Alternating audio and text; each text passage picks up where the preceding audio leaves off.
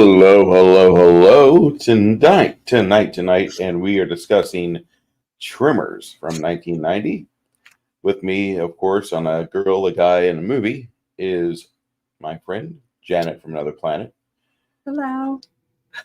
Thank you for joining us. How are you doing tonight, Janet? I'm doing good. Excited. So am I. This is a great movie for a lot of reasons, and we're going to discuss a few of them at the very bare minimum. Before we start on that, want to say thank you to all of our chatters that are in the chat. Know that there's a few people here that are very familiar faces. We have, after Janet, we have Mr. Grumpy Old Ninja Kentaro.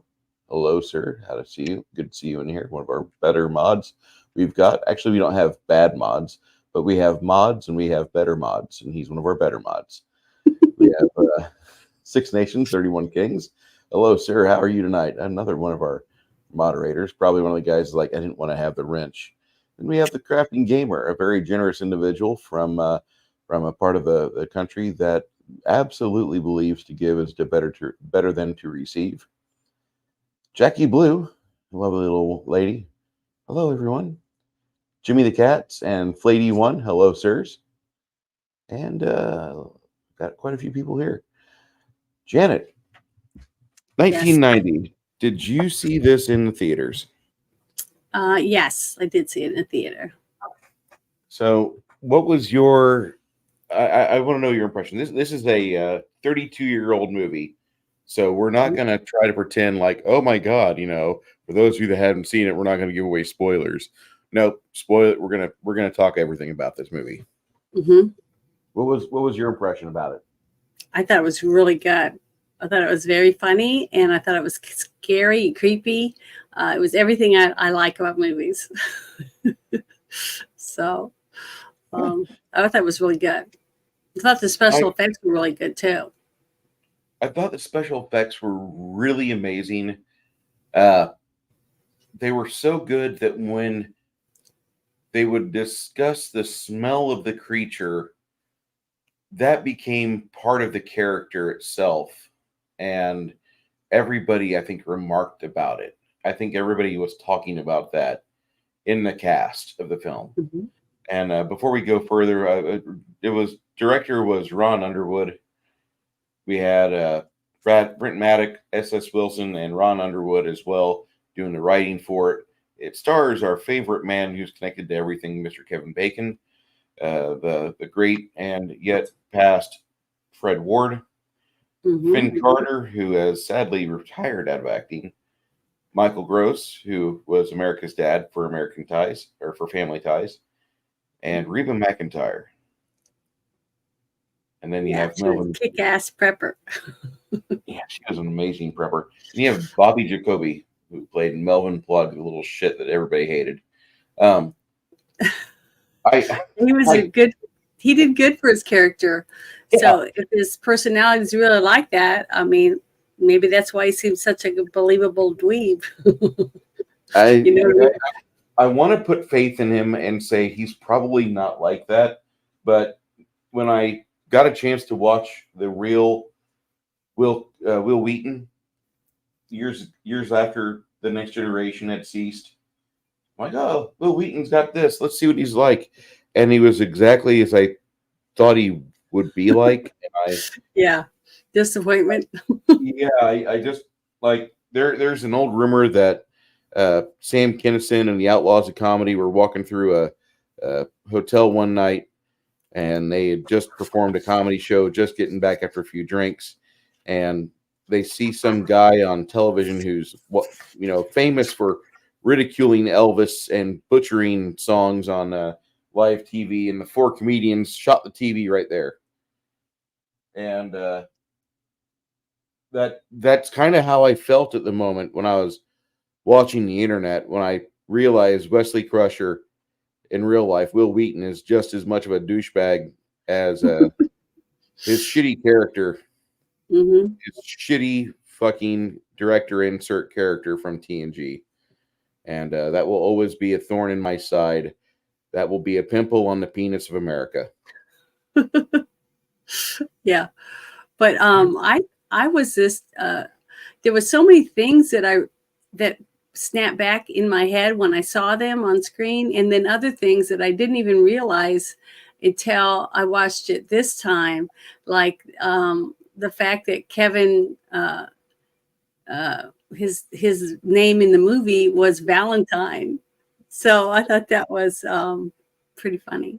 Kevin Yeah. Bacon's name is Valentine, which is I would never have picked that name for a guy that lives out in the boonies and does, manual labor and stuff. So I thought that was kind of funny. I got a kick out of that when I watched it this time, when I realized what his first name was. See, I thought the name fit the character pretty well Mm-hmm. because you always got that one guy like Buford Pusser. You hear the name Buford Pusser, and if you have no idea who that guy is, like, man, who would name their kid Buford Pusser? Ugh. But then you Well, their find out, last name, you can't do anything about their last name because you're yeah, already you can't do nothing. married, whatever. But picking their first name, like if your last name's Chandelier and you name your daughter Krista, it's kind of stupid. You know what I mean? So I met a girl once whose last name was Lear, and her name was Krista Shanda Lear. Oh So my that's God. pretty lame. That's So, worse than any stripper name I've ever heard. yeah, it's pretty bad. But what I'm saying is that I don't know, if I'd written this script, I definitely wouldn't have picked the name Valentine for the guy's name.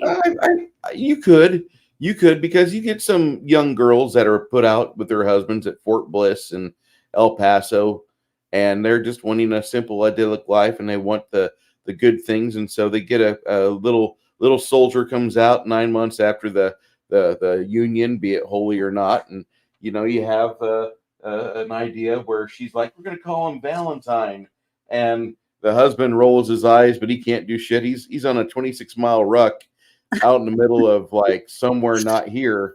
Yeah. And Yeah, because they don't ask the husbands. They always ask they never do. the mother, what do you want to name the child or whatever, the baby? And you're like, you pick and you're exhausted from labor and you're missing oxygen cells to your brain, and then you pick the stupidest thing that pops in your head. So yeah, it's a curse for a lot of us kids, So I thought that was funny. But I thought that Earl was a good name for Frank. Yeah.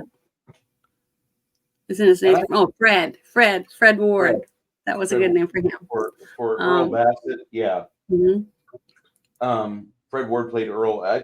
I hear Fred more often in this movie than I hear Valentine. I had to think for a second that his name was Valentine, and I just because when someone said Valentine, I was looking around on the screen trying to figure out who that was, because I didn't think it was what Kevin Bacon's name was. I was trying to remember what his name was, because I try not to look up anything until I get to watch it and refresh my memory.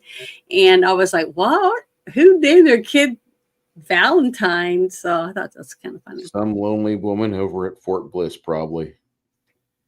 Or someone who's pissed off at their husband. That too. So, I don't know. That's the only thing I could think of. But I thought it was funny. Yeah, and I like the names. I like the names of the characters in this movie. Even though the guy's name is Valentine McKee, I think that fits, because I've met some people from out west, and the mother is the one that names a kid. Sometimes it's a strike at back against daddy, or who knows. He doesn't come off as a single parent raised guy. He comes off as a person that came from a nuclear family. Mom, dad probably had a dog, but I'm not here to discuss that. I'm here to discuss the events of the film itself, and I love it. I love this movie. Like, if you want to skip ahead 3 hours, yes, I love the film. I think I did too. Earl and Valentine have the best friend relationship on screen I've ever seen. Yeah, it was a way better friendship on this time I got to watch it than the first time I watched it, because I guess because I was young, I just really didn't click about friendships like that, two grown men being friends or whatever. But I just remember commenting when we were watching it, yesterday. I said they act like they're an old married couple because they argued about everything, every single thing they talked about. Every single They didn't thing. agree on it, which was wonderful because even though they argued about everything, they would do anything for each other, risk their Yeah. own lives, and you could tell that it had very good chemistry between the two characters. So I wonder if they were friends really after this movie. I don't think they were I think they close. would. Mhm. I don't think they were close. I read the tributes to Fred Ward and the official Kevin Bacon Twitter that came off as somebody that hadn't seen him in 32 years, and Oh, it was a really? pleasure working That's with really him. sad because And they seemed like they were so, I mean, best buddies. I mean, really, really close friends in this movie. The people who picked the actors to play the characters, I think, did a really good job at picking characters that mended, went well together. Even the dorky girl that I'm supposed to be, the seismograph lady, I think she was really good for her part too. A believable character that stood out because you could tell she didn't really um, dress the same or act the same way as the rest of the people from the no, I town. mean she definitely was an outsider. Hmm. I just feel like Kevin Bacon probably did his job. Hung out with Fred Ward. They got a chance to stare at this night sky a few times, which is a direct reference to the tweet that he made when Fred died. And he's Fred and him discussed a lot of things under the night sky in New Mexico, but they were there out in the middle, basically camping on a set that they had built within 3 weeks. A lot of people got Hmm. involved with that set creation. It was a very basic set. If you don't understand that, rewatch the movie. But not Really, really. Because if you look at it as you're watching the movie, you can tell that they went through a lot of work to make sure the set, that when they were driving up to it and driving away, that it looked like it was really there, in the desert, like oh they yeah, had it set up, except it had to have been up off the ground. So the way they did it with the sloping out, with it make it look straight and flat, that they were up off the ground because they had to have the creature shaking, everything underground and the smoke coming up as it went across the desert, all the different effects that they did. That's what I thought was so good about it. It was like when you saw the graboids come out when the water was coming out, when she broke the water main line from the water tower, and you saw them like snaking around the creepy tongue things, right? But they were all veiny and gruesome looking compared to what you saw before, because they were all dry and they had all the dust and the sand and everything on them, the debris from the desert. So the two different transformations of it, but knowing that you couldn't see them, like there wasn't like CGI, I don't think, was there back then? not CGI. It was Okay, all so practical effects the fact and they really had to make everything come up out of the ground and everything the way they did it, I just thought it was great. And to me, that was a lot of detail they went through, like when they pulled the car under, you know, all the different things like that. It was done underground. So that is what I would love to see, how they were able to do that, because that to me was what made the movie so creepy, because you have to walk. Everyone has to walk somewhere. And the fact that you couldn't even get in your vehicle to be safe from these creatures made it even more scary. Sorry, I'm gonna cough. all right. Um, I know some people there are probably throwing me a little shade about the fact that I'm talking high about Earl and Valentine having the best on-screen romance in all of my years watching films. And Han and Chewie are good, yes, don't get me wrong, but theirs is a very I don't know, it feels much more like a fantasy superhero comic friendship than like Earl and Valentine. Earl and Valentine are written so well, and the actors perform like they have been friends since grade school. And Mhm. there's very few ways that you could be insincere about that. Han and Chewie act like they've been friends for about 5 years. Now, you can become really close in 5 years. However, Earl and Val actually do the act to the T. Mhm. That is the most believable part of this movie. Not the graboids, not the evolution of hotness that Rhonda Lebeck goes through, but the actual just friendship that is on screen from the moment one to the final reel of this movie. That is such a joy to watch. And I know there are people that are thinking I've lost the script, but I really love how this movie is. And it's primarily because of Earl and Val. The rest of the Mhm. movie's great. The special effects are great. The ground effects, the ground splitting apart is awesome. The ending they ripped off completely from Quicksilver, which is another great but yet undiscovered Kevin Bacon movie that most of you have not seen, unless you were alive in 1985 watching USA Network on Sunday afternoons. Uh, Terry Garr, Kevin Bacon, and Rodriguez. One of the Rodriguez comedian guys is in it, but it's fine because they made this movie work on so many levels that this is a classic. And Quicksilver's fun to watch, but it's not a classic. Yeah.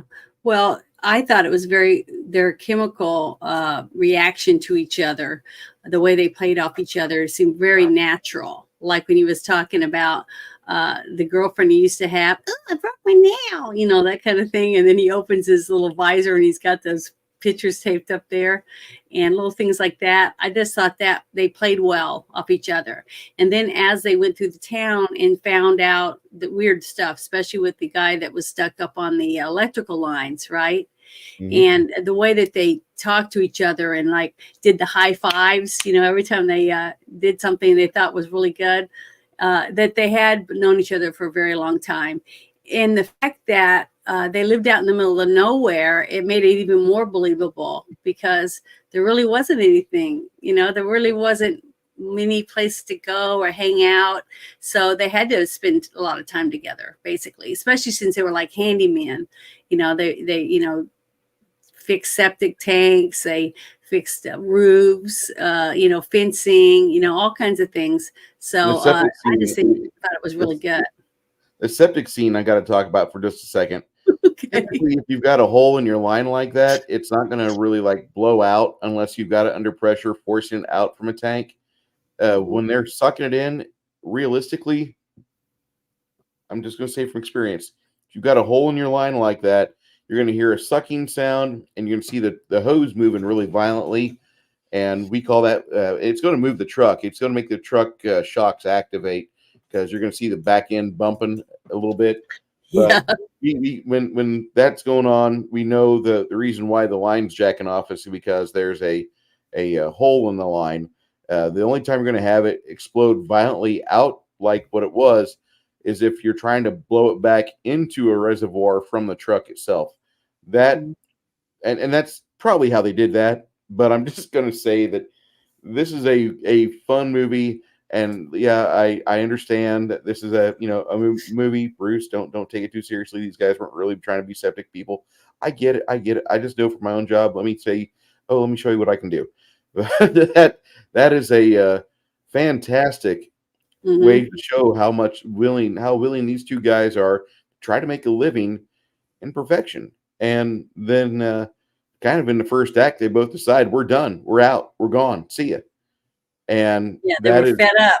yeah, They were they were fed up with they're all getting the like bullshit.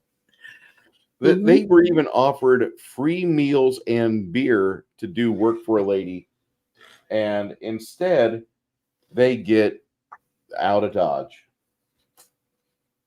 And I don't understand why would they leave? Just do the job first, then you can leave. You got all the Yeah, free beer and all wasn't the. her character named Nancy? Wasn't that Mindy's mom? Yes, it was.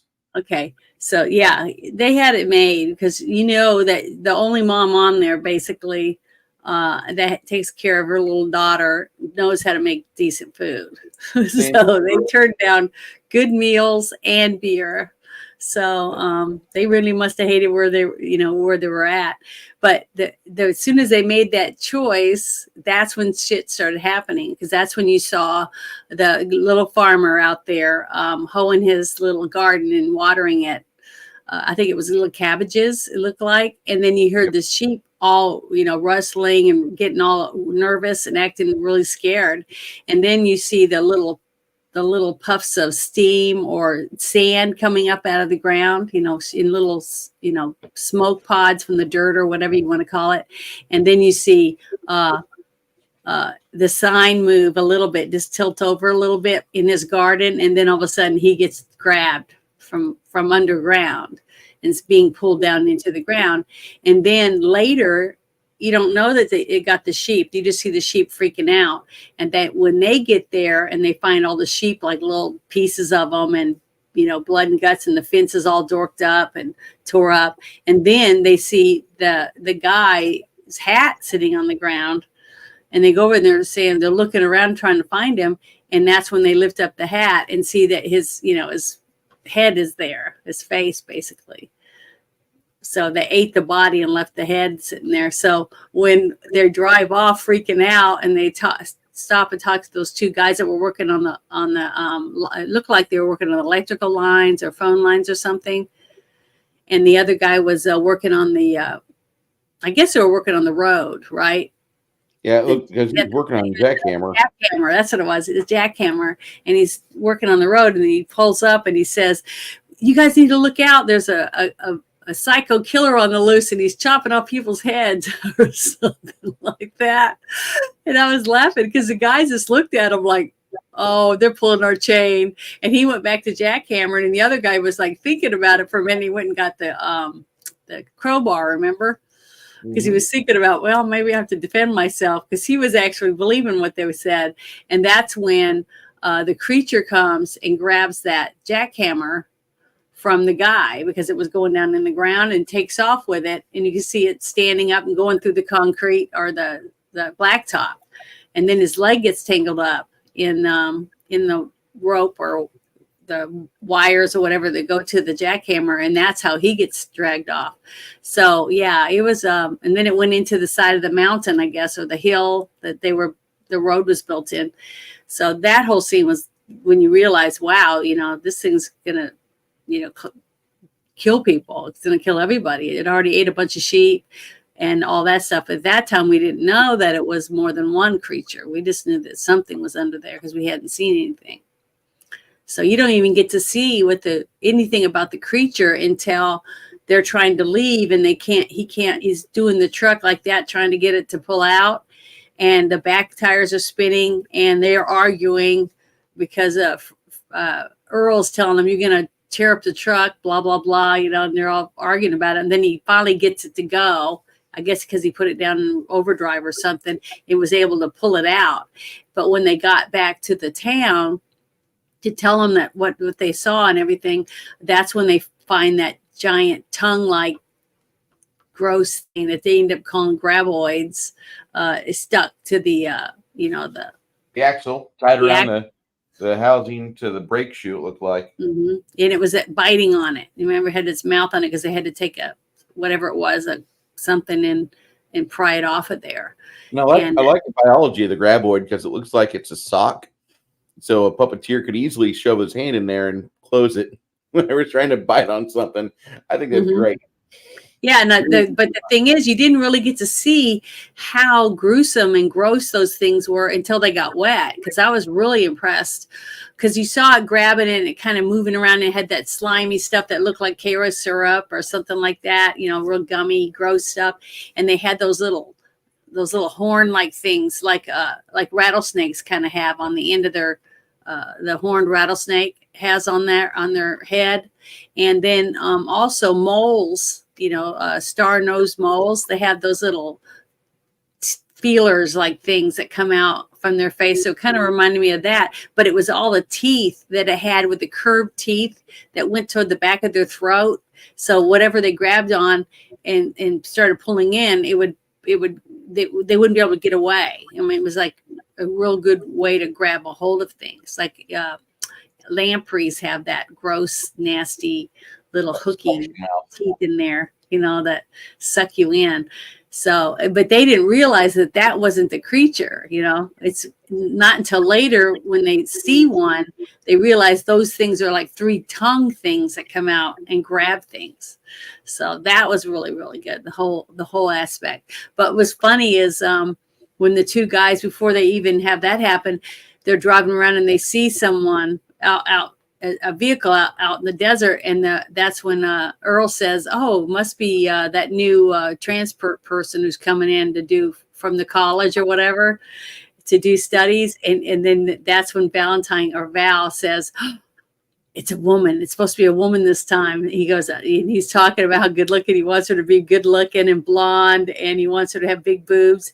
And he goes, "And I want legs that go all the way up." Remember, he's so excited. And then he turns up and he's got this, you know, somebody that looks like this, with, you know, a nerdish looking woman out there with these papers and stuff, and she's out there, and she introduced herself to him and stuff, and she's asking him questions about whether they felt any tremors or anything else going on. So he was crushed, you know. He's like, "Oh, you know, she's not what I was wanting, I was hoping for," because and that's when they argued about his other girlfriend, you know, being a, "Oh, I broke a nail," that type of woman. So I guess there's all kinds of women, because there's all kinds of men that want different things from women. So I'm a victim of circumstance. I call it your pecker. yeah, most of them. And, you know, women have urges too. It's just funny that men always seem to talk about, you know, that they have one head's overriding the other one and stuff like that. But women do the same thing. We make Well, I mean, men's problems is that, like, not only do you get like the urge, but if the pants are a little tight or a little snug, it makes itself apparent. And, you know, there's, you know, that little issue there that like, oh, your buddy's awake. Apparently he likes what he sees and smells, you know, and like you can give your guys shit like that, you know, that's just one of those things. And, with women, you know, women don't really like, unless they start like, you know, getting that heaving chest going, you don't really know if, like, you know, there's a problem down south. Now, the woman over there that, you know, she just saw like a 1976 Jan Michael Vincent walk through the door. You know, she's got herself a case of the flutters and the heavy breathing, you know. And down south there at the clam central, she's got a heartbeat going thump, thump, thump, thump, thump, thump against. Yeah, women have the same thing where we like, we'll drop something or whatever, and the guy bends down to help us pick it up, and we bend down and we slowly come back up, and our eyes meet, and then your heart starts going, you know. It's the same thing. It's just we react a little different. Maybe we're a little more subtle, you know. But like, especially if it's a guy that we really like, or we think, wow, if I could hook up with this person, that'd be great. He'd be a great husband or whatever. You think about that stuff. And I guess the guys aren't thinking about, you know, future. They're just thinking about right now. Wham, bam, thank you, ma'am. You know, so you can have the next 3 minutes of my life. Two totally different things we're thinking about, but there's still chemical reactions going on, you know, in your body. So I just thought all that was adorable, and the chemical excitement between them two, especially as things start to progress, and he sees how smart she is and stuff, and he starts looking at her a little different than he thought at first when he first saw her, because the next time he sees her, she doesn't have the white, you know, zinc oxide on her nose and stuff like that. But it was just funny to me that I don't know, he slowly became infatuated with her because she was so smart, and he realized that, you know, hey, maybe a smart girl's not so bad. She's kind of pretty, you know. So I just thought that was really cute. Kind of pretty. Gee, thanks, Janet. Well, you know what I mean.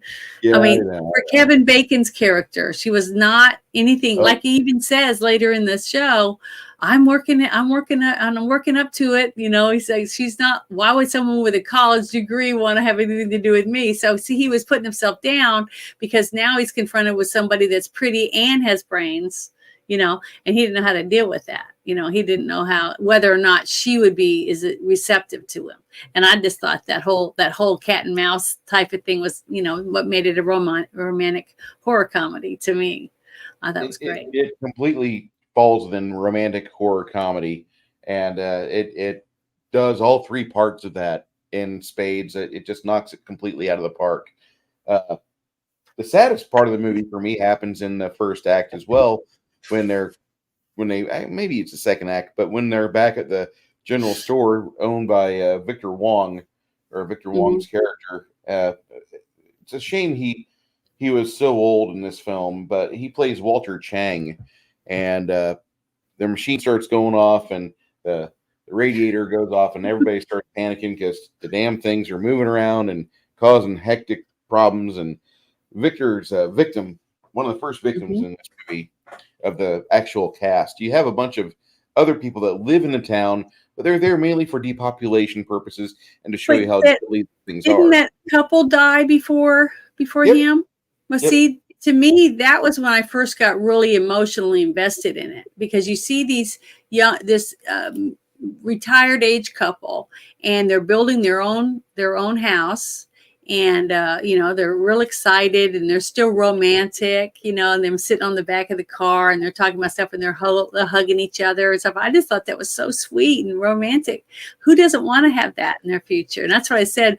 She struck gold, is what I said when the way they were talking to each other, because I'd forgotten that whole, what happened for sure between the two of them. And then you see their house later, and knowing no one's going to live there, so it's very sad. But to watch her husband get taken down, and she's grabbing pieces of wood and everything, trying to stop it because she doesn't know what it is. And then when she realizes after he's gone that it's coming for her, and she runs and jumps in her car, the only place she felt like was safe, because her house wasn't even, half built. She couldn't go to that. So when she's in her car, and then you see the graboid things coming up to the window and stuff, she's freaking out, and she just saw her husband eaten basically, and he's begging for her to help him, and she couldn't. There was nothing she could do. And then next thing you know, you hear the car shaking, making all that noise, and next thing you know, the car's underground. So to me, that whole thing was really sad, because you got to see a loving couple, and they both died, and she died I, because she stayed to try to help him instead of trying to run or whatever, get in the car and drive off, or, so I that was wasn't sad. too sad about it. I know that sounds terrible, but watching Baby Beach get killed by the thing in the car, Mhm. I just felt the entire time like you need to be back on that space station figuring out Genesis and how to I take know you made that comment, but I Jeez. made the same comment the first time I saw, well, not that same comment, but when I saw the little girl in the pogo stick, and they did a close up on her, I said, "Oh, that's the same little girl from Jurassic Park." That her grandpa was the guy that started the whole thing. So, Mhm. and everybody's like, "What?" And we looked it up, and it really was her. So that was her Ariana. when she was what, 11 years old or something. Yeah, in this movie she was actually 10 when they filmed it.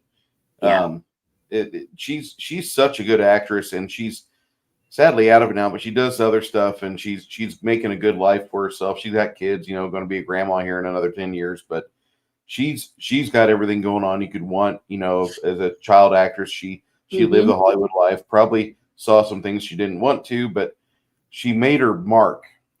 And it was, yeah, 3 years apart from Jurassic Park, their Mages Musings. Fantastic run for a young kid. Yeah, Um, she was in two really kick-ass movies, if you think about it. So yeah, she was a good little actress. well, Kevin Bacon wasn't feeling it. Like Kevin Bacon in 1990 thought this was like his swan song. He just got married. He's expecting a kid, and he needs money for life. Yeah. And I'm looking at the trivia here on IMDb, and it was not financially successful at first. Bacon is assured now his career's over, and he's going into his 30s, maybe 40s, and the following years are gonna refuse to acknowledge his contribution in this film's existence. It's all going to the dustbin. And Yeah, then Kevin Bacon married the girl from Goonies, right? I think he did. Carrie Green. I asked you this one time before, and I forgot to look it up, but I thought that he married the girl from Goonies, because I just thought it was funny, because she wasn't like a knockout gorgeous 10 or anything like that you would think someone like Kevin Bacon could get, because I bet every girl in Hollywood was throwing herself at him. You know what I mean? So I just thought it was just interesting. So to me, I could tell. I thought, well, that shows you Hollywood still marries. Some people still marry for love, not just because someone's a knockout. It might have been Kara Sedgwick, Boosh. I don't know. Yeah, Kara Sedgwick. What was she in? She's in a bunch of things. She was on NBC. Was she not in Goonies? No, she wasn't in Goonies. Oh, okay, well then I had her mixed up with that girl with the glasses in Goonies. No, that's Martha Plimpton, I believe. Okay, yeah, you're right. Was in Singles with Matt Damon. No, not Matt Damon. Dylan. Matt Dillon.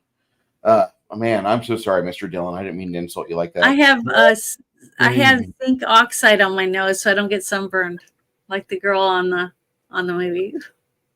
And believe me, it's itching right now. And in a 2020 interview, Kevin Bacon says this: "When I was making Tremors, I was very depressed and at a low point in my life, and I kind of blame the movie Tremors for all of it. I was bitter against it, and I thought it was a career killer. I never watch my movies more than once. Some of my movies I've never even seen before and have no desire to. But yeah. I've watched Tremors a dozen times, and I love it so much. I've spent years trying to capture the same energy we had on the set of Tremors. It's one of my favorite films of all time." That's what Kevin Bacon was saying about it later? Yeah, that was in as he matured a little. Yeah. After he matured, because he was worried. The first initial offering, the Tremors did not recoup everything it was supposed to. It was supposed to be, a movie for everybody. And at the box office, it looked like nobody saw it. It might have made its budget back barely.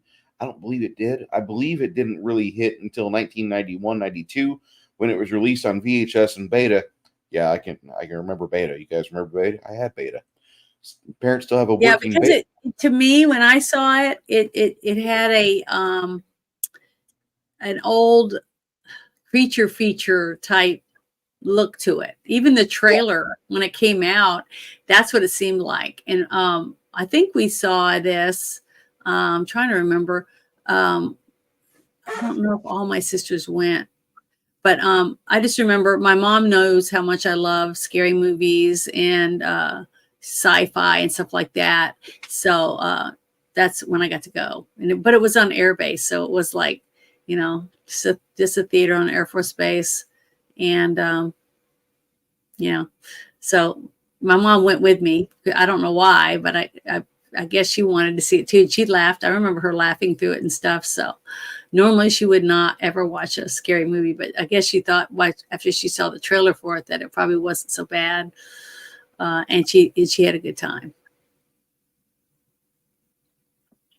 But it was good. I enjoyed it.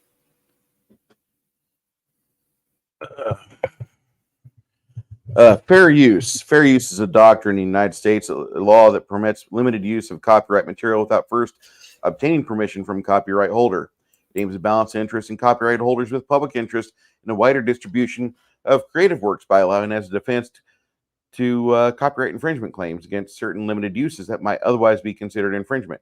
I'm going to demonstrate this. We're going to watch this film, not the whole movie, but we're going to watch the trailer real quick.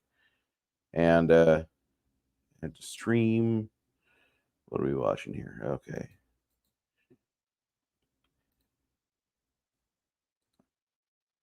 And this is from the 1990 trailer. A scorched outpost in the middle of nowhere. I miss that voice. I don't know about any of you. That voice is solid golden silk wrapping around my cerebral cortex. I miss that man so much. God bless you, Mr. Don LaFontaine. Get underneath and cause different things like that to happen. So to me, that was a lot of effort they put into it. And this right here is also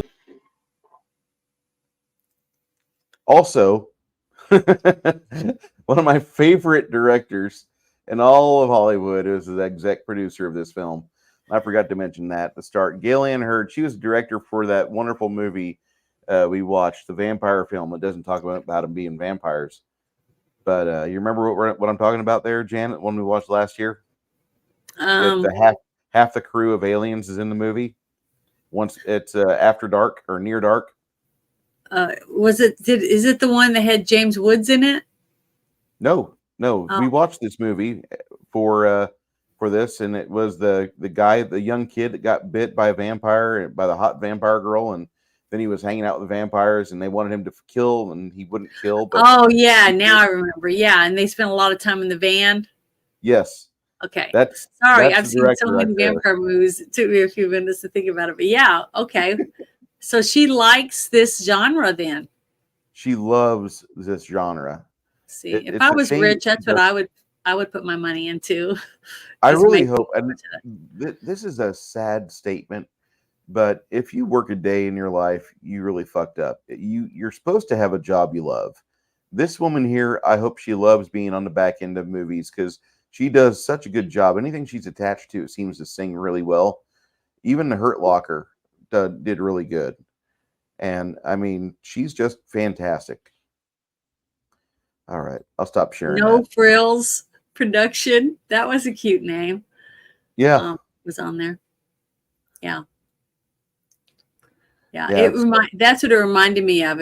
When I saw the trailer, it seemed like an old 1950s or 60s creature feature, type thing that you would see with like Godzilla, Yes. things like that. That's what it reminded me of, and that's why I told my mom, and I never really begged that much to get to go to the movies to see certain things, especially when I knew nobody else is interested in half the stuff that I liked. But so I was glad to get to go because my mom went with me, so that made it really good. Catherine Oh, Bigelow. I thought Gillian Hurd was involved with Near Dark. Hold on, because I could have sworn that's gonna hurt me. Gillian Hurd. Near Dark.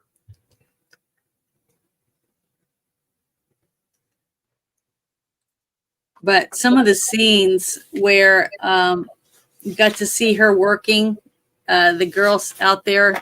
Let me see, what was her name again? Yeah, you know what? The Major's Musings. You're right. Although it was produced by Gillian Hurd, Catherine Bigelow. Hold on.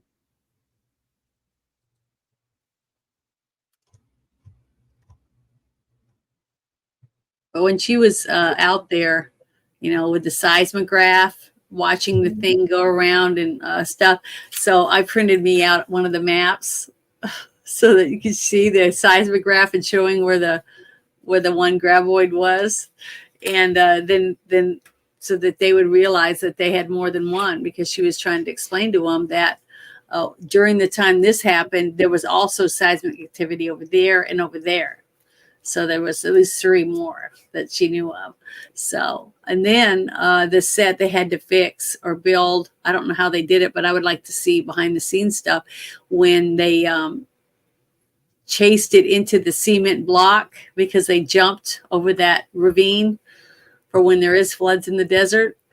And they couldn't get over all the way over, which I thought was funny because that was very realistic, because you see all these movies and the guys are running, and they're going to jump or leap to another building rooftop or to a big cavern, a chasm in the ground and jumping over it.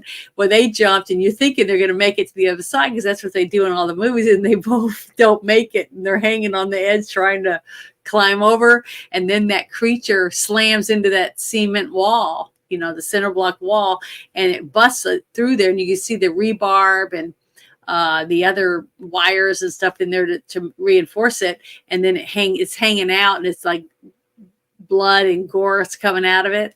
So that was really good. That to me was a very intense scene, and then you get to see him kill one, so they know they can kill it. And they get to see one. They get to actually see what it is under there. And that's when she finds him and she's talking to him about it. So that whole scene I thought was really, really good, leading up to when they actually got to see one of the creatures for full. Because remember, when they were down there looking at it and stuff, Kevin Bacon got back up on the top and got a shovel and dug out to see how big it was. And that's when they saw how far it went to the end of it. And it was a, really unique look at this creature that looked like some kind of, what it reminded me of was one of those. Have you ever seen one of those things that catch ants and stuff? It's like a big ant type creature or worm thing. And they make these little holes in the ground and you watch. I mean, I remember when I was a kid, I would catch bugs and put them in the hole to see the things, big pinchers come up and grab it and then pull it down inside there. So, that's basically what it reminded me of, that creature. Now I didn't never see tongue things coming out of it, but the body of it and stuff with the little spikes that she looks at and says about how it has to probably uses those things to move so fast under the ground. So all that stuff made sense to me because I was a huge, geek, and I was into insects and, nerd things, comic books, sci-fi, creatures, vampires, was into all that stuff. So, when you're a young kid and you get to see something like that and then see it come to life on screen, it's like really, really awesome. So I remember my mom even bought me, I think it was it VHS that came out or Beta, the smaller VHS. Yeah, I think that's what my mom bought me. So, but I remember I just loved that movie. I thought it was really cool. I'm sorry. I'm conversing in my chat and that over here. Yeah. James Cameron was sexually involved with both Gail Ann Hurd and Catherine Bigelow. Of the two, Catherine Bigelow is the one I would much rather look at all day if I had to. Yeah. She's the smoke show. Gail Ann Hurd has always looked like a thin Liza Minnelli, which is not a benefit. But anyway. I thought that was a interesting thing. It was like Alien Hurts of all this holy shit. No, Bruce, you're thinking of Catherine Bigelow. Damn it. Well, it's all right. Yeah. It's all right. You found out. Now you know. Yeah, I appreciate Smoke Show, Kronos. Smoke Show. Hot. She's hot. Yeah, and I when it comes to insects, I love insects. I love fucking with insects because I worked for Terminix for about 3.5 years of my life, and that was a pretty much a college course for like wake up go into your college course every day for 3 years because I remember when I first saw CSI Las Vegas, and the guy that was on there that liked all the bugs and the little insects and all that stuff, I just thought he was really cool because I was like, I'd love to meet this guy just because he knew so much about that kind of stuff, I just thought it was interesting. So,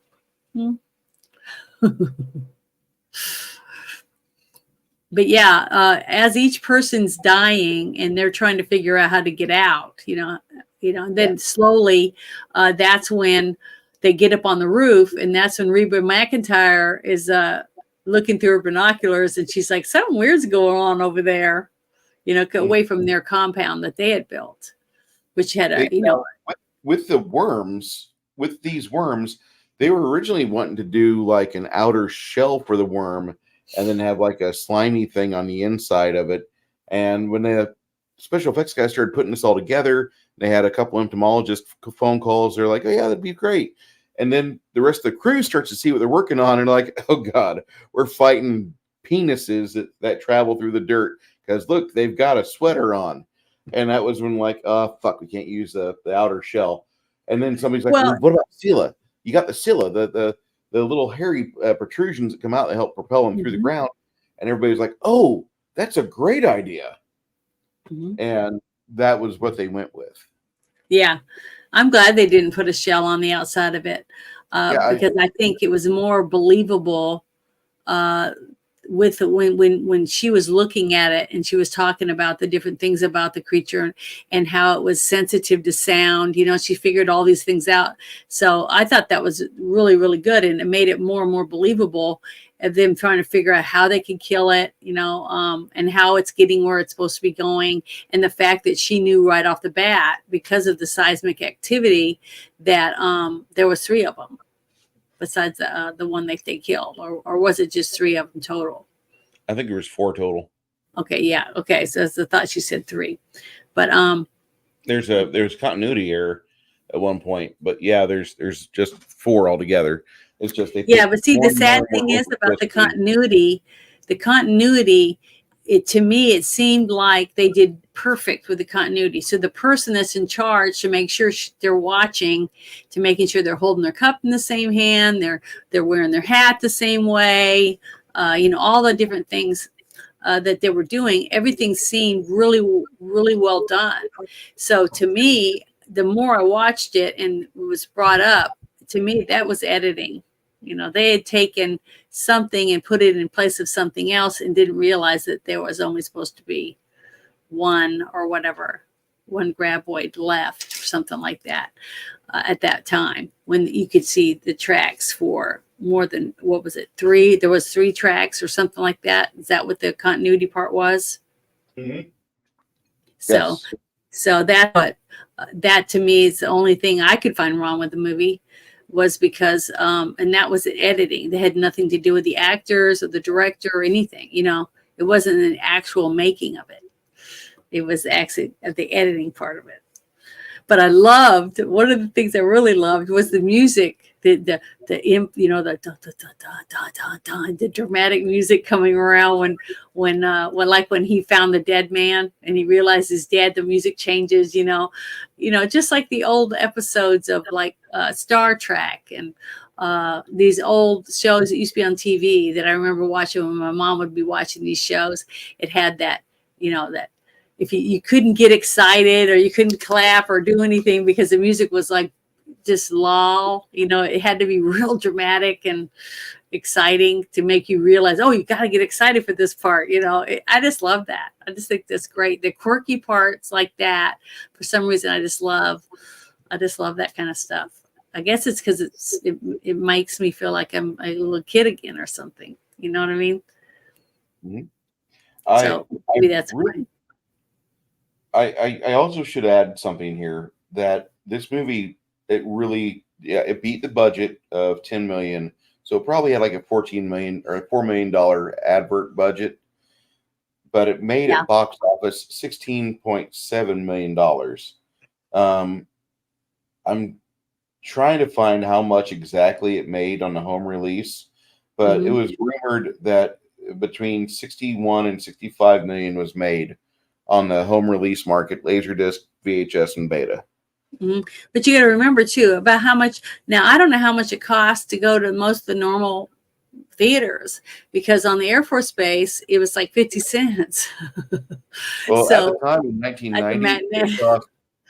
it cost me $2 to get in on matinees in 1990 to 1993 before I Hmm. left for the Navy. Hmm. The Well, local theater we had in Lincoln. The yeah. regular shot time was like $5 for like a primetime movie, or if you went like the first opening movie of the day that wasn't matinee pricing at $2, it was 5. But this was a Hmm. $2 movie, and this was easily like I went back with friends of mine like 2 days later from Taekwondo class and was like, we Hmm. got to see this movie. And they're like, who's it got in it? I'm like, Kevin Bacon. They're like, well, who's Kevin Bacon? I'm like, you didn't see Animal House? And, I'm 15 at the time. So this is this is a great film. This is a movie that like you can watch. It was actually released and re-released, if I remember right, at least down where I'm at in Lincoln, they had a theater that they'd throw movies at over and over again. Like you'd see a film like a summer later over there at like a discount price. So Hmm. this movie came back actually in 91 as well. So it was neat. You could go rent it out on beta for like a 50 cents. And then you could go and see this film for like $2 at the cinema. And that was when I was able to go see it with some friends of mine from class. But man, it was a great film. This is like the epitome of what movies really should be, because some movies want to be hoity-toity, Oppenheimer, open your brain, here's how history happened, blah blah blah. Other movies are get the largest bucket of popcorn and the biggest drink you can have before your bladder screams at you in 2 hours, and go enjoy yourself. This is that movie. Hmm. This is a quality film. Hmm. This is one of those movies that like I couldn't understand when I was in service, like there were some people I knew you'd meet and like, how are you guys not seeing this? Every intercommunications tech I know or radio man that runs a VHS player for the ship, every one of these guys has seen this movie. And there were some engine men and bosun's mates that are like, what the fuck are you talking about? What the fuck is Tremors? I'm a sailor. Do you understand that? Like, I've had a job for the last 7 years. And I'm like, what? And then they play it that Friday night. And like, this is a movie I introduced probably 50 people to the Navy. That's a good feeling too, by the way. When you introduce somebody to one of your favorite films and instantly for them, it's a classic. Yeah. This is it. This is I just remember when I got to go see it and we come home and nobody's, I'm talking about it and how fun it was. And mom was laughing about how, some of the funny scenes that she thought were funny, like the poop scene, things like that. And she said, yeah, it had a lot of blood in it, but I just closed my eyes, that's what my mom was talking about. But my sisters were like, like it was nothing, they didn't think anything of it. But then later when my mom bought it for me on the beta, and then dad was like, I want to watch it. So we said, and when my dad wants to watch a movie, everyone has to sit and watch. We have to all be in it. And I was excited because I'd already seen it. I thought it was great. And mom was ready, and she had made a bunch of popcorn for everybody. And I remember my sisters screaming and, getting all into it. And then they were like, why didn't I get to see this at the movies? That they were whining about it. And I said, well, you didn't want to go. So, it's just nice. When other people actually take the time out and watch something and they go, wow, that really was good, because they were like, like me. When I heard about the Barbie movie, I said, there's no freaking way. You can't pay me to go see it. Now, I don't regret not seeing it, but, I don't get into that stuff. The poor guy, Gene Siskel, gave this movie, he was a movie reviewer, for those who don't remember, Siskel and Ebert. He gave a movie the negative report, thumbs down. A little of it goes an awfully long way. There are just so many tricks, though, that you can do with the worms. Mm-hmm. And Tremors would make a cute short subject, but it does not sustain itself for an entire film. That was on the Sunday they reviewed it on television. Mm-hmm. However, in a rare change of heart of Gene Siskel, he later reevaluated the film 2 years later, saying, this picture has grown on me. I think it is worth a second viewing. There is a spirit of good fun there. And Tremors is one of the B movies that gets the formula right. I highly recommend it. And this completely is how I remember a lot of people I knew who did see the film that first year when 1990 rolled around. They're like, it was okay. Yeah, it was good. And then later they're buying it for their kids. Like, they got to see Tremors. That movie's got everything you want in it. And I'm like, okay, I need to see this movie. And it was just one of those things. I didn't see the first run in the theaters. I wasn't as blessed as you. So, I mean, that was a year later. But this is a fantastic movie. God damn it. And I'm so happy that everybody here in this chat right now, both yours and mine, have seen this movie in excess of 10 times. Maybe some of you have seen it a little less than 10 times. But over the course of your life, you get 48 like where I'm at. You'll watch this movie like 10 times. I've seen it about 8, I think like 8 times. So, but it was good. And I laughed this time too. I laughed at scenes, but what's really good is if you wait at least a year to watch it again, little things just pop out that you go, oh, I don't remember that. Or, I don't remember seeing this last time. So that's one good thing about it is that it to me, it aged well. I mean, for a really good movie that's got romance, scary, creepy. The technical stuff was really good, I thought, considering they didn't have all the special effects and stuff. The detail they went through to make the town look authentic, the characters to be believable, the little store. Okay, that's another thing. That reminded me of so many little towns that I remember traveling through because, I had lots of relatives that lived in the boonies and we went through lots of things in the desert. We went through lots of trips where we went to Mount Rushmore.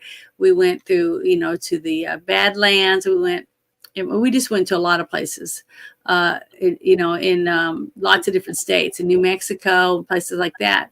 And, it was just nice to see a quaint little store that you'd pull over to go to the bathroom and maybe get a cold pop or whatever, right?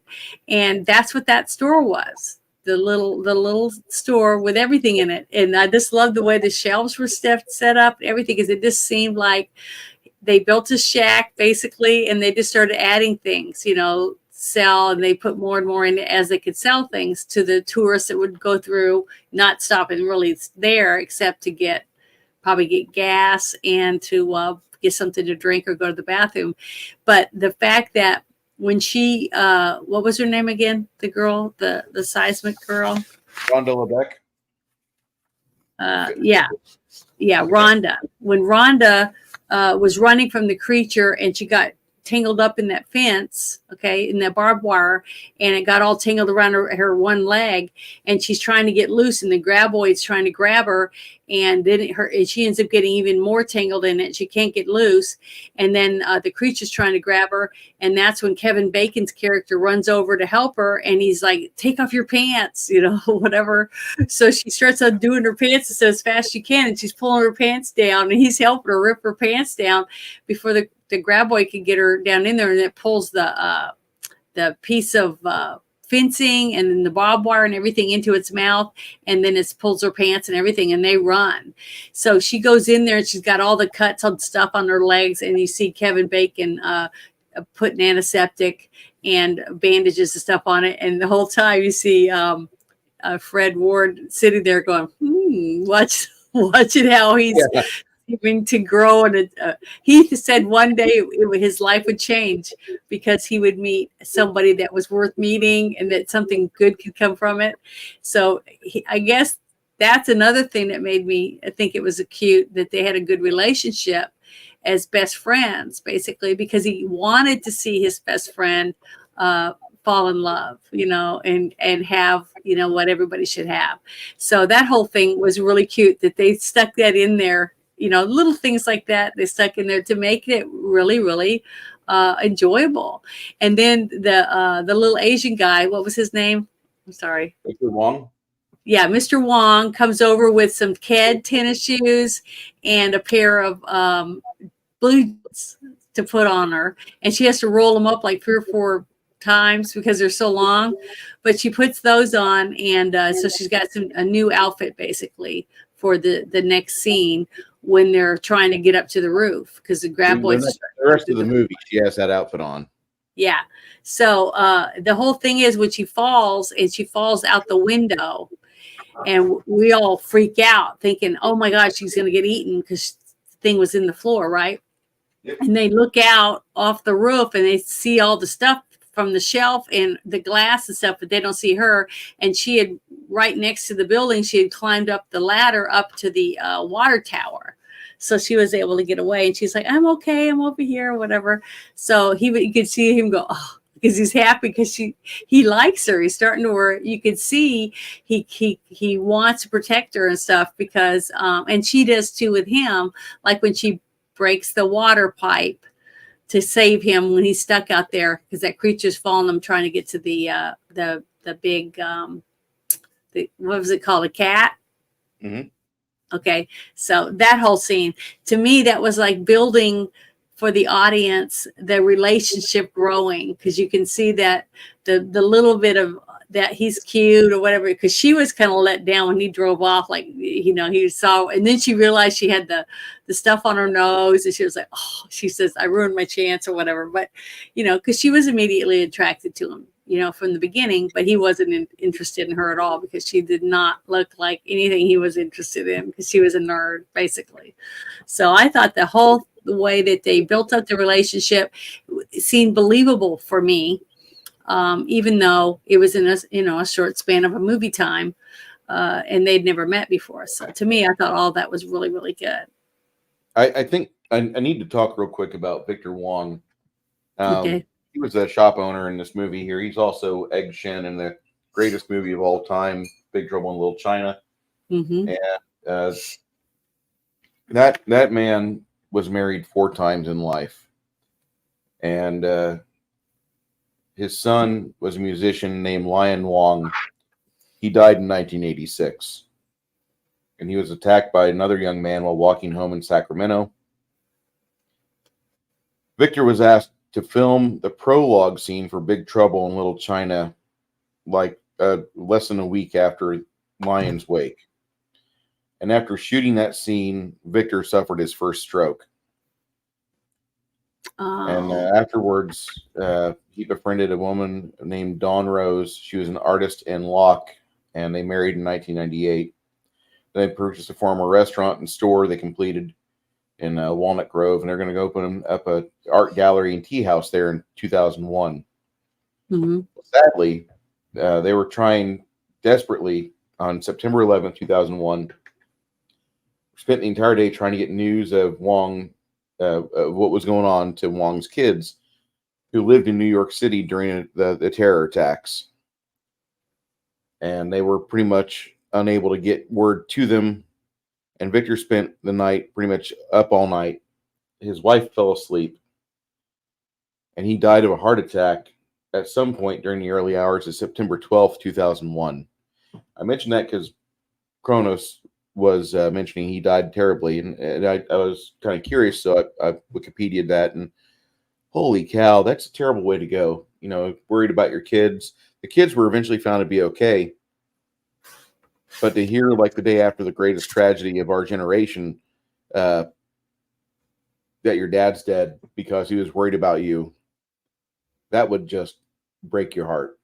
So, I mean, this is a moment I'm kind of wish I'd researched this before, but we're talking about this movie, this great movie. And Victor Wong, you were such a good actor. Thank you so much for your contributions to my life's entertainment. And I'm a selfish bastard, but I really got to thank you for what you did on camera and for the things you did off camera that enriched your life. But man, I'm so sorry for you and your family. Didn't mean to kill the mood. No, that's fine. But the thing is, I was thinking, you know, with 4 ex-wives or 3 ex-wives, that's kind of hard to really make any money. You know what I mean? Especially if you're having to pay each of them a monthly amount of money. Yeah. So he had to work a lot to be able to afford to pay for the 3 exes and the new one. Well, after... I'm not trying to make light of it. I'm just saying, you know, it's just... You got to be busy in Hollywood to be able to afford all those ex-wives. 86, despite the heart attack, despite his first heart attack in 86, he did really well that year because you have not only the greatest movie of all time, but he also did The Golden Child, which he was a pretty... Oh, I love that movie. That's a good one. Yes. Mm-hmm. So, I mean, I really got to give it to that guy. He did so good, and my life has been enriched by his existence quite a few times. This movie, like, I don't know if this is lightning in a bottle.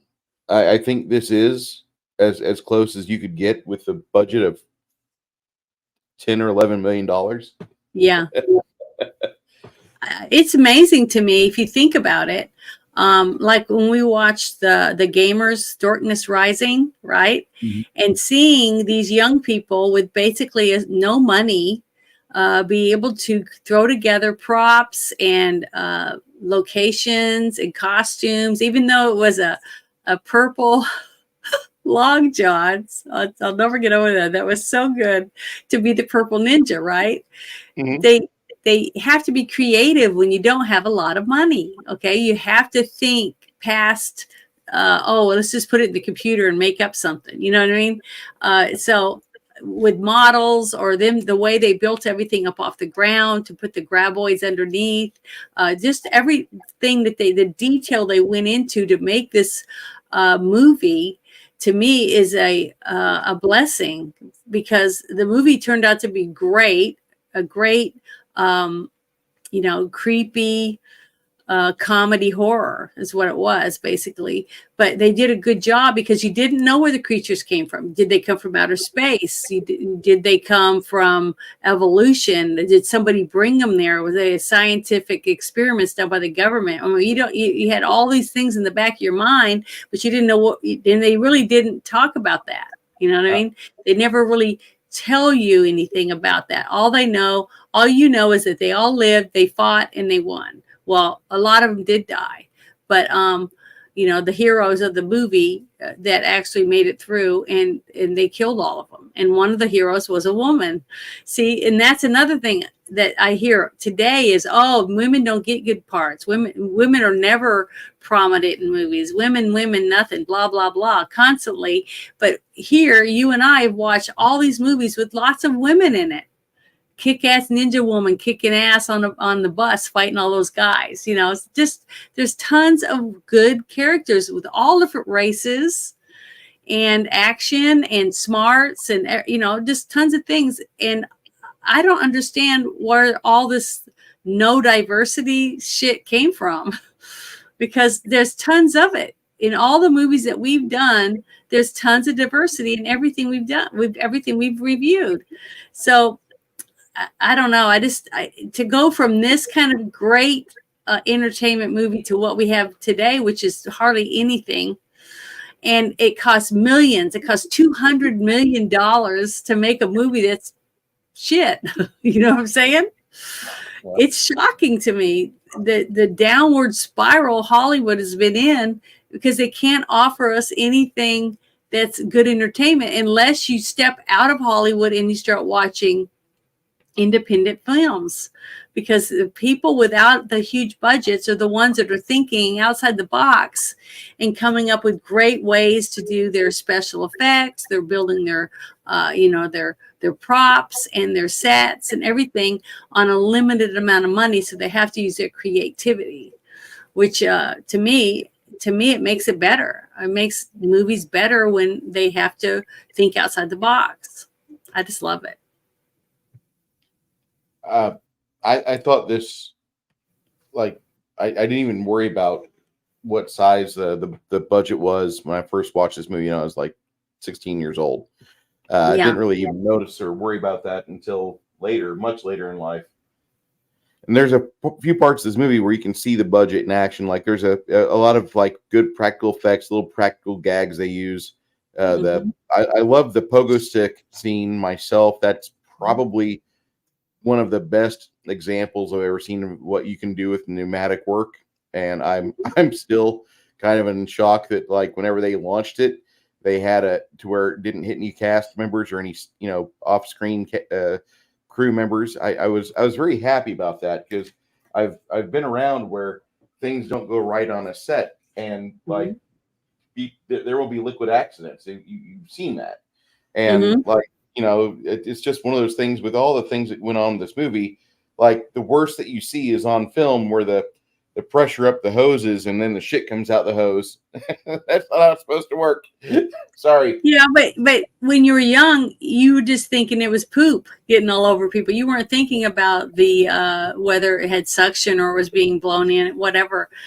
So you got to enjoy it in that manner. But one thing that really, really I was really impressed with was when you look around in the scene where they're all inside the sled, being pulled behind the giant tractor bulldozer or whatever. Yeah. Okay. And all of them have guns. I mean, they got bombs, they got guns, they got all these weapons, and not one person was shot or injured by a gun on this set. And they had tons of guns in this movie. So there's another thing that shows you that the fact that the downward spiral of Hollywood is gotten to where nobody follows the direction anymore of the prop master or all the other people that are supposed to be in control of certain things, because somebody's a big name or whatever. They just go here. They just, give me it right now, or whatever. Whatever rude, horrible asshole you have to work with, you still say, hey, I'm the boss over this. I have to make sure, because it's going to be me that takes the fall. Nobody has balls anymore to stand up to some of these assholes that are on set. And it's nice to go back to when everyone followed the rules. The director, even though if the prop master or the person that's in charge of the weapons or knives or an explosion or, the pyrotechnics or whatever, and they told the director, hey, don't go over there, don't do this, the director's going to listen. Okay. Because the director wants his movie to be a success. and he doesn't want anybody to die because it doesn't sell tickets. You know what I mean? Yeah. So the fact that everyone's job has to be fulfilled to the degree to let them get their jobs done. And that's what I love about good movies. When you see a really good movie and you go back and you look at it, almost every single job was fulfilled by someone who cared about their job: editing, music, props, locations, hiring the casting, all the different stuff went off because the person they hired to do the job was able to do their job. You know what I'm saying? And they fulfilled it. And that's why the movie all comes together. And when all the different aspects come together, the movie is good. It's a success. And just like when we said when we were watching Cutthroat Island, right? Everything about the movie was good. The actors, the sets, the costumes, everything, the music. The person that fucked up was the people that ran the production company, nothing to do with the sets or the movie or anything like that. It was all outside of any realm that any of these people had any control over. They had already screwed them over, and they were already $60 million in debt before they even got $60 million in debt before the movie is shot. I know. So that's the sad fact. But that movie was hurt simply because of advertising about it's the worst movie, loss of money in the Guinness Book of World Records. So who's going to chill out? The summer's not technically over. And Indiana Jones right now has still very much outpaced that miserable Carolco decision. So I'm going to get a chance to dance on the corpse of Mickey Mouse along with the rest of you, and we're all gonna have a jig whenever they finally let the numbers loose of how much money Indiana Jones lost. Unless Fandango comes out and pulls a Captain fucking Marvel, then we're gonna have actual true numbers. And I'm pretty certain that you cannot save Indiana Jones Part 5. I think the Dial of Dysentery has completely ran aground. This is the worst accident in maritime movie history. We've never seen a movie get sunk like this before. And I mean, that movie deserved so much better because of the property it's attached to, but poor Indy, he became part of the Disney crowd, and that's well, the thing is that just proves my point that if you have a good editor, in charge, and then they have their people doing their job, and then you have the person that does the music, and then you have a person that makes sure the continuity is right. And then you got a good prop master to make sure all the props are ready and working and doing what they're supposed to. And then you have the costume person, and you have the makeup, and you have all the different things going on. The stunt drivers, all that stuff. And when you let the people you hired do their job, and you hired them because you thought they were good, because the director has final say in all the different stuff when it comes to that. And the pyrotechnics, the stunt people, all that, who the actors are, everything is all in the director's vision of what they want to happen and what they want to see. So when he's walking through while the construction's going on, putting the set together, he's like, well, what's this? What's that? Because they've already have storyboards. It's going to show them what they want to happen, right? And so he's wanting to make sure, if he's a good director, he's there to make sure that everybody's doing what they're supposed to be doing. And then each day, the script supervisor will print out little scripts, little side scripts for all of the actors and the other people involved, all the people that do props and everything, because everything's listed on this printout of what scene they're going to film that day. And then you have the second crew that's filming, outtakes or desert scenes or different things like that to use for editing in where they need to fill in gaps, like 2 seconds here or 1 second there, little things, and they edit it out. That's like I'm saying, that's probably what happened with the continuity part of the scene, where you see more graboids, trails, the poofs of sand blowing up in the air where it wasn't supposed to be, because they needed to add something.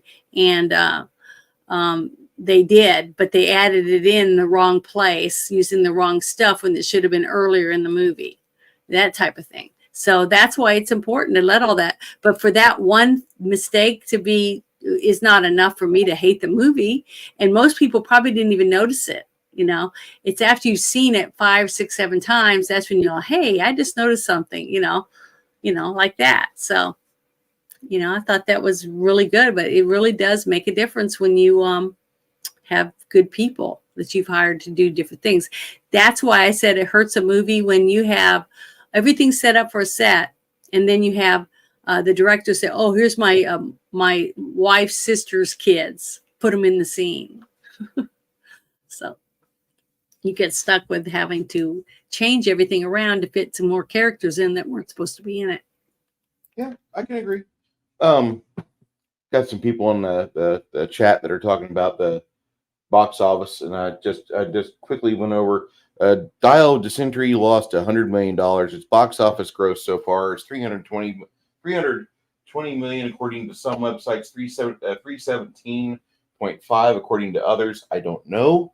I'm not the Jewish accountant over there at Disney demanding every copper be counted, but I am going to say that I believe that $100 million reported box office loss actually reports comes out to about $200 million lost because of the toy tie-ins that they lost money on, the financial losses from the direct DVD and Blu-ray sales. There's a bunch of money that's going to be lost on the back end merchandising because nobody will remember this movie. Nobody wants to have an old Indiana Jones action figure. I don't know a single person that's like, I gotta get geriatric Harrison Ford on my 3.5-inch action figure shelf. I must. It's an absolute. And then somebody else stated in chat, they were talking about there's only 3 movies. The part 4 didn't exist to me either because at the time Shia LaBeouf had really ruined the Transformers franchise for me because I didn't care about the human characters in the Transformers films. I still don't. In fact, I only watched the robot parts of Transformers movies. So if you have a bunch of human people in the movie, I just going to blow past it to the very last 10 minutes where they're slamming each other with big metal robots. That's it. I don't give a shit. I literally don't give a fuck about Shia LaBeouf. I tried watching a lot of his films, and I don't like watching his films. His antics on the internet are great when he's screaming, "Just do it." I love that, but I don't You didn't like Constantine? I thought he was really good in Constantine. See, that's a movie I haven't seen because it's got him in it. Oh, well, you need to look. I'm gonna have to pick that. I need somebody to pick that movie so we can watch it because Bruce doesn't realize what he's missed. That is a really good movie, and he did and he did a good job in it. And I liked him. I thought he was funny in the Transformer movies. So, I mean, yeah, he's kind of gotten, out there as he's gotten older, but that happens to a lot of the people. I'm okay with people getting out there. I'd rather him have. No, I mean, way out there. I like his internet antics versus Will Wheaton's internet antics. I would much rather drink a beer with Shia LaBeouf than have to even pass on a sidewalk Will Wheaton. Because if I had to, I'd be wearing a Trump MAGA hat and I'd be wearing a t-shirt and I'd be waiting for the violence because that little shit would think like, he could do something. Yeah. Let's do it. That's just something you deal with as people, especially if they're young. A lot of them that are young, it seems like they grow up and they kind of get, I'm not talking about little kids. Most of the little kid actors that I've met in person, once they were grown up, they weren't such little snots because especially when they had good mothers or fathers that were there on the set and, kept them as childlike as they could, let them be kids, but they were good actors or whatever. But it's the teenagers that get into it when they're a teenager, and then now they're in their 20s or 30s, and they're like, stuck up little snots or whatever. Those are the ones I don't like. So it just depends. There's a lot of them, and you have a lot of. I mean, I've met Robert De Niro, and he was super nice. I don't like his politics choices, but to me, he was cordial to everyone that I saw him interact with. So it just depends on the character of the person. I agree with that. If they're an asshole or not. We've got some people that are defending Shia LaBeouf and Constantine in the chat, which I think you will be really surprised. I honestly do. I really think you will say, holy shit, he can actually be a decent character in a movie. If you can put aside how much you hate him and then watch the movie with, an open mind, I really think that okay, you would like it. And if your wife hasn't seen it, you should get her to watch it too, because I think she would like it. Well, we will see. Because it's a good movie. Yeah, Kronos. I think Janet missed her calling as a diplomat. She'd go pretty good with that role, don't you think? Well, unless you're trying to get me to watch that. What was it? Willie's Roadhouse? You want to watch Willie's Roadhouse with me? We'll watch. Oh my god! It was almost like pulling teeth just to watch it. Where I finally just said, "This is the worst movie I've ever seen. I have to turn it off." I could not. I just couldn't sit and watch it. But Janet, that movie like completely sucks. Okay, like there's parts of Willy's Wonderland, like Wonderland. That's what it's called. In Banana Splits, when they showcase the restaurant. The restaurant looks like a restaurant. Like you've got a kids area over here, and in the kids area, you've got multiple things. You got games, ball pits, you got arcade stuffs, and all that crap. In Willy's Wonderland, all of it's set in one big room. It's like one giant absence of like money for a set and money for props. The only prop money they spent was prop money that was going to be in Nicolas Cage's hands as he killed every single animatronic thing or person in that movie. That's the only part of that movie that shines is the physical effects, the squibs, the blood. They don't even let Nicolas Cage speak. I don't want to have to speak in this movie. Just give me a nice car to drive at the start of it and end of it. And let me wear my sunglasses because sunglasses is cool, right? All this money is going to my favorite charity. That's my mortgage. So I don't lose my house. I love my house. And I think, Willy's Wonderland, if I'm not saying Shia LaBeouf is the world's worst actor. He's just one that I think I blame him for the start of all the bad cinema that happened after 2006 or so, because like I've watched some of his other movies and I just couldn't get into it. I was in the theater for Eagle Eye and I fell asleep during that movie. And my friends were with me and they kept looking over. Bruce is asleep. Yeah, I worked really hard that week, but that movie sucked. It was like a Hollywood wet dream. Like, we're going to make fun of right wingers. We're going to have a computer that talks like a constitutionalist and piss on them. Just boring, completely boring, guys. But I'll give Constantine a chance. It is a Keanu Reeves movie and it is based off of a DC property that did not. And we can watch it in October, right? Because it's a scary movie. It's good for October. I love the guy that plays the devil. Oh, it's so good. I'm excited about it now that you brought that up. And it's a movie you haven't seen. Oh, I'm even more excited. It's so stupid, but I can't help it. Yeah, I think you should watch it. I really would like to put that on there, if you don't mind, for us to watch it, because it really is a good movie. It's got really good action. It's just got a lot in it. It's really good. Do you guys all agree? Do you guys want to watch it in October? You guys can join us in Discord and watch it, and then we'll review it the next night. So I'm excited. It's good. And Bruce hasn't seen it. See, we don't get that very often.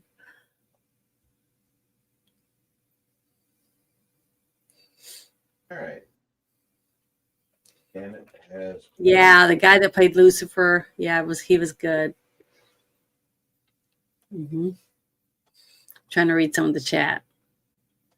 I haven't seen Fury, so I'm gonna have to see that movie one day, because that's a movie I haven't seen. Fury is.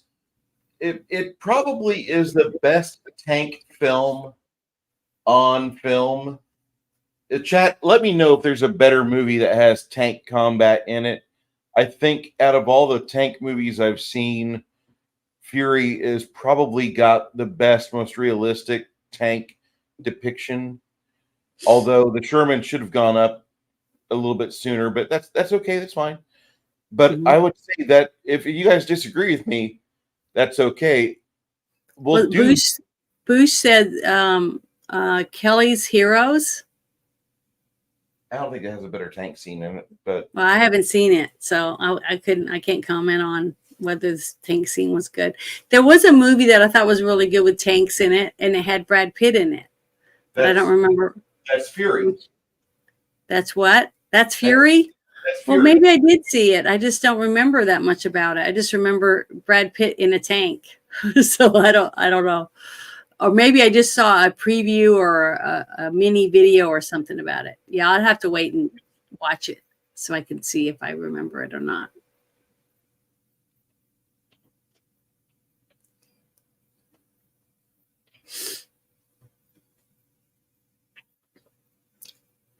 Yeah, my mom used to watch a show called Hogan's Heroes. I don't know if there was a movie made called Hogan's Heroes, but my mom used to like a TV series called Hogan's Heroes. She thought it was really funny. So she watched lots of reruns, and I got to watch a few reruns because I thought um, the chubby guard. I thought he was funny. He reminded me of the captain of the SS Minnow reruns of that guy. I don't think they were the same actor, but I love Mr. Denver. who? Mr. Denver, the guy that was on Gilligan's Island. Oh, Bob Denver. Yeah, that was Gilligan. I'm talking about the skipper guy. The chubby guy that was in Hogan's Heroes. That's who he reminded me of. I thought you were talking about Denver or the fat captain. I thought, my bad. I got my actors mixed up. The skipper, I don't know who he was. I don't remember his name, but Bob Denver was, in other stuff besides just Gilligan's Island. And my mom talked about him a lot, said he was really talented, and she was talking about different things that he did. But it was the guy that played the skipper that had to deal with Gilligan because they had a really good best friend, vibe that went between the two of them that made it funny and made it believable, even though they were, on a two-hour tour or something like that. But my mom laughed, and she loved all those shows. She liked Hee Haw and lots of comedies, and she loved the Carol Burnett show. I just remember lots of that kind of stuff and watching some of it with my mom because she just loved to laugh at stuff. So I think that's one reason why when she went with me to see this movie and to see her laughing out loud, I went and saw Major Pain with my mom. Remember, we reviewed that one. And my mom, we went 3 times in 1 week while we were on a vacation to see Major Pain at the cheap theater. It was like $2 or something. And she laughed and laughed. She just loved it. So my mom was just a lot of fun. I had a good mom. Oh, Bob Hale Jr. Okay, the skipper. Okay, thank you for telling us that, Boosh. Yeah. Appreciate it. Now, next week, hold up. This is the 4th of September, so we're talking about the 11th of September. Mm-hmm. We don't have a movie set up for next week.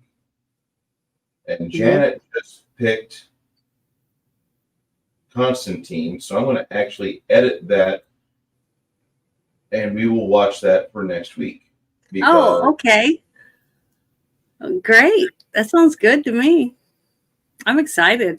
That's a good movie. It really is. It's very good, but it's right up my genre, because I love everything, scary in horror, thrillers, that kind of stuff. So it's good. And I love Keanu Reeves too. I think he's great. I've loved him in almost every single thing I've seen him in, but I haven't seen all of his movies. So we got some. Okay, everybody we got that squared away. Alan Hale, not Bob Hale. Our bad. Yeah. Bob Denver was Gilligan. Oh, Alan Hale. Okay. Yeah. Thank you for sharing that with us. You don't have yourself a handy dandy nice and shiny Hungar the Strawberrian T-shirt.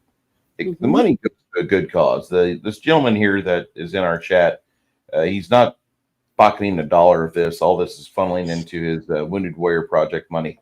So go ahead and check out this link here.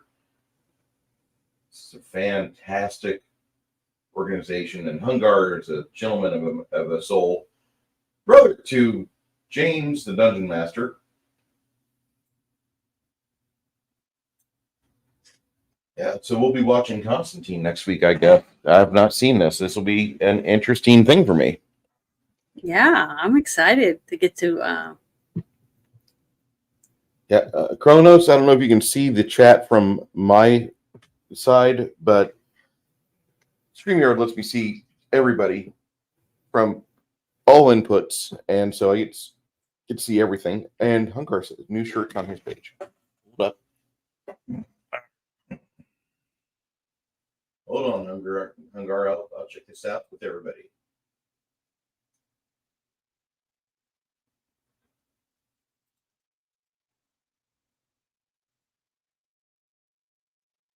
Janet, what was your thoughts when they started making sequels to? Well, I haven't seen any of them. Remember, we were talking about that. You guys were saying, "Oh, in 6 they did this and that, and they did this," and I was like, "What?" Yeah. I had no idea they'd made any more of these movies. There's enough for us to sit for 12 hours and watch nothing but Tremor sequels. Well, if they're good, if you guys think they're good, then we can just pick one each month and watch one to get caught up on it. But no, I haven't seen any of them, so they'll all be new movies for me to watch. Straight Pride. Remember, can't hear fart in space. But I'm not in space. At least not right now. This is the No Ham T-shirt. This is the dig at his brother. That's funny. Mm-hmm. That's absolutely great. Also, they're doing a price increase in 4 hours. In almost 5 hours, they're going to have everything go up. So they got $16 tees. They'll go up to $22 here in a bit. But if you like T Public, if you like Hungar, he's got some revisions to his Afro T-shirt. I can't believe he really had his hair look like that. That's a high school photo right there. Yeah, that's what I mean.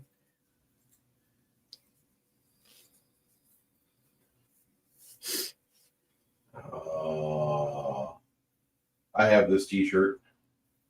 Yeah, I've seen that one. Did you get that one too? The one with the little girl on it? That one there?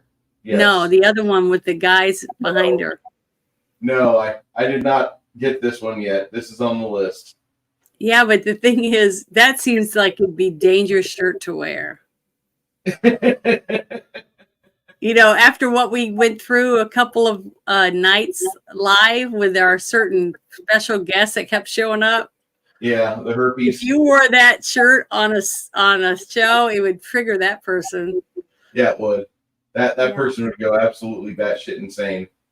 And see, that's one reason why I don't think it's safe for you to let people know where you live either. I'm good. This city's got murders and crime all the time in it. One more. I know, that makes it even worse. So I don't know. I'm just, I'm just getting nervous. I know. I'm just an irritated man. Here, kids, here's my address. Come by, see me. I need to test fire this gun, so you'll be the perfect target. Yeah. Oh. I love this right here. This is great. Yeah, I remember that from Dune. No. That's Pepe. No, I know, but the scene. I'm talking about the scene. Oh, yeah. That's from Dune, right? Yes, it's from Dune. The big creature that they had in there. I know. It's hilarious. They're mopping up the mess. It's great. I know. It's awesome. That's a good one right there. Who does he get to do his artwork and stuff for him? He's in the chat.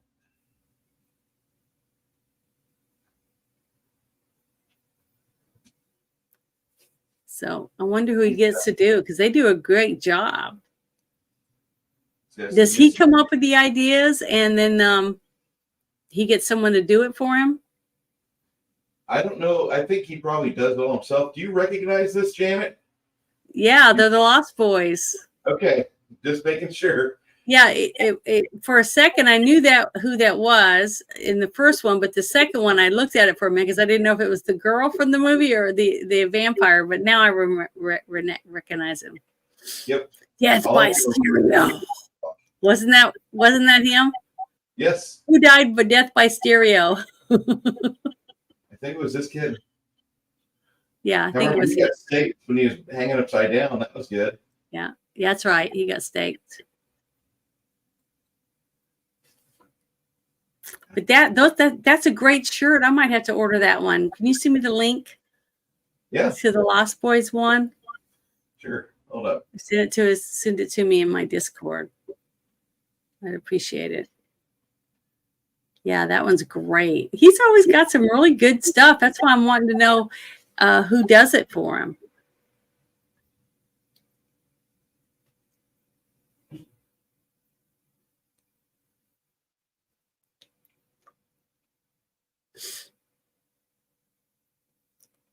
All right. So. Yeah, thanks. That'd be a cool shirt to wear. I wonder how many people would actually know who's on my shirt if I wear that. That'd be one you have to wear out in public. You can't just like wear that around the house. You actually have to go out in I public. would wear it in public. I'd wear it out somewhere. See if anybody noticed what it was. One thing about living in Santa Clara, I never could stomach. All the damn vampires. Damn vampires. Yeah. That's a good movie too. Yeah. Have you nominated a movie for October yet? Well, I did, but you took it away. So now I'll have to go for another one. I got to look at your list of what movies you've got already. I know Waxworks is one. Yeah. And what's another one? Goonies. Goonies. That's John's. I thought that was, it is in October. Okay, I'm trying to think. I'd have to think about it. I want something really good. Really good. We got 5 Mondays in October. Okay. So that's like I'll send you a list of good scary stuff that I like. All right. And then you can throw in some. I'll nominate one. You can nominate 2 because unless our guests nominate movies with money behind it, that's okay. Mm-hmm. The Constitution, like you literally like, fine, I will see this.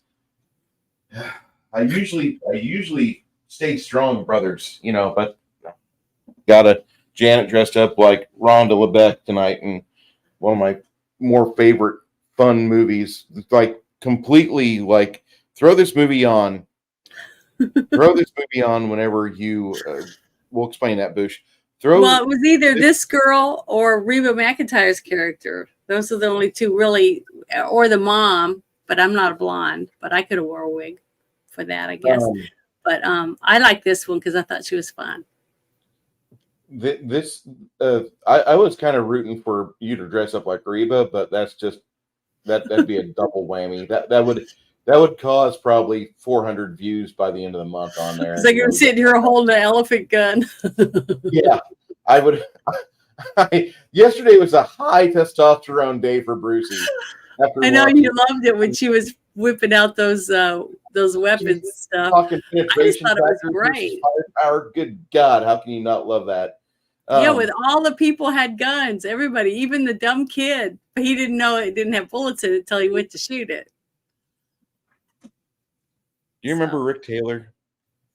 Felix's mom keeps asking that.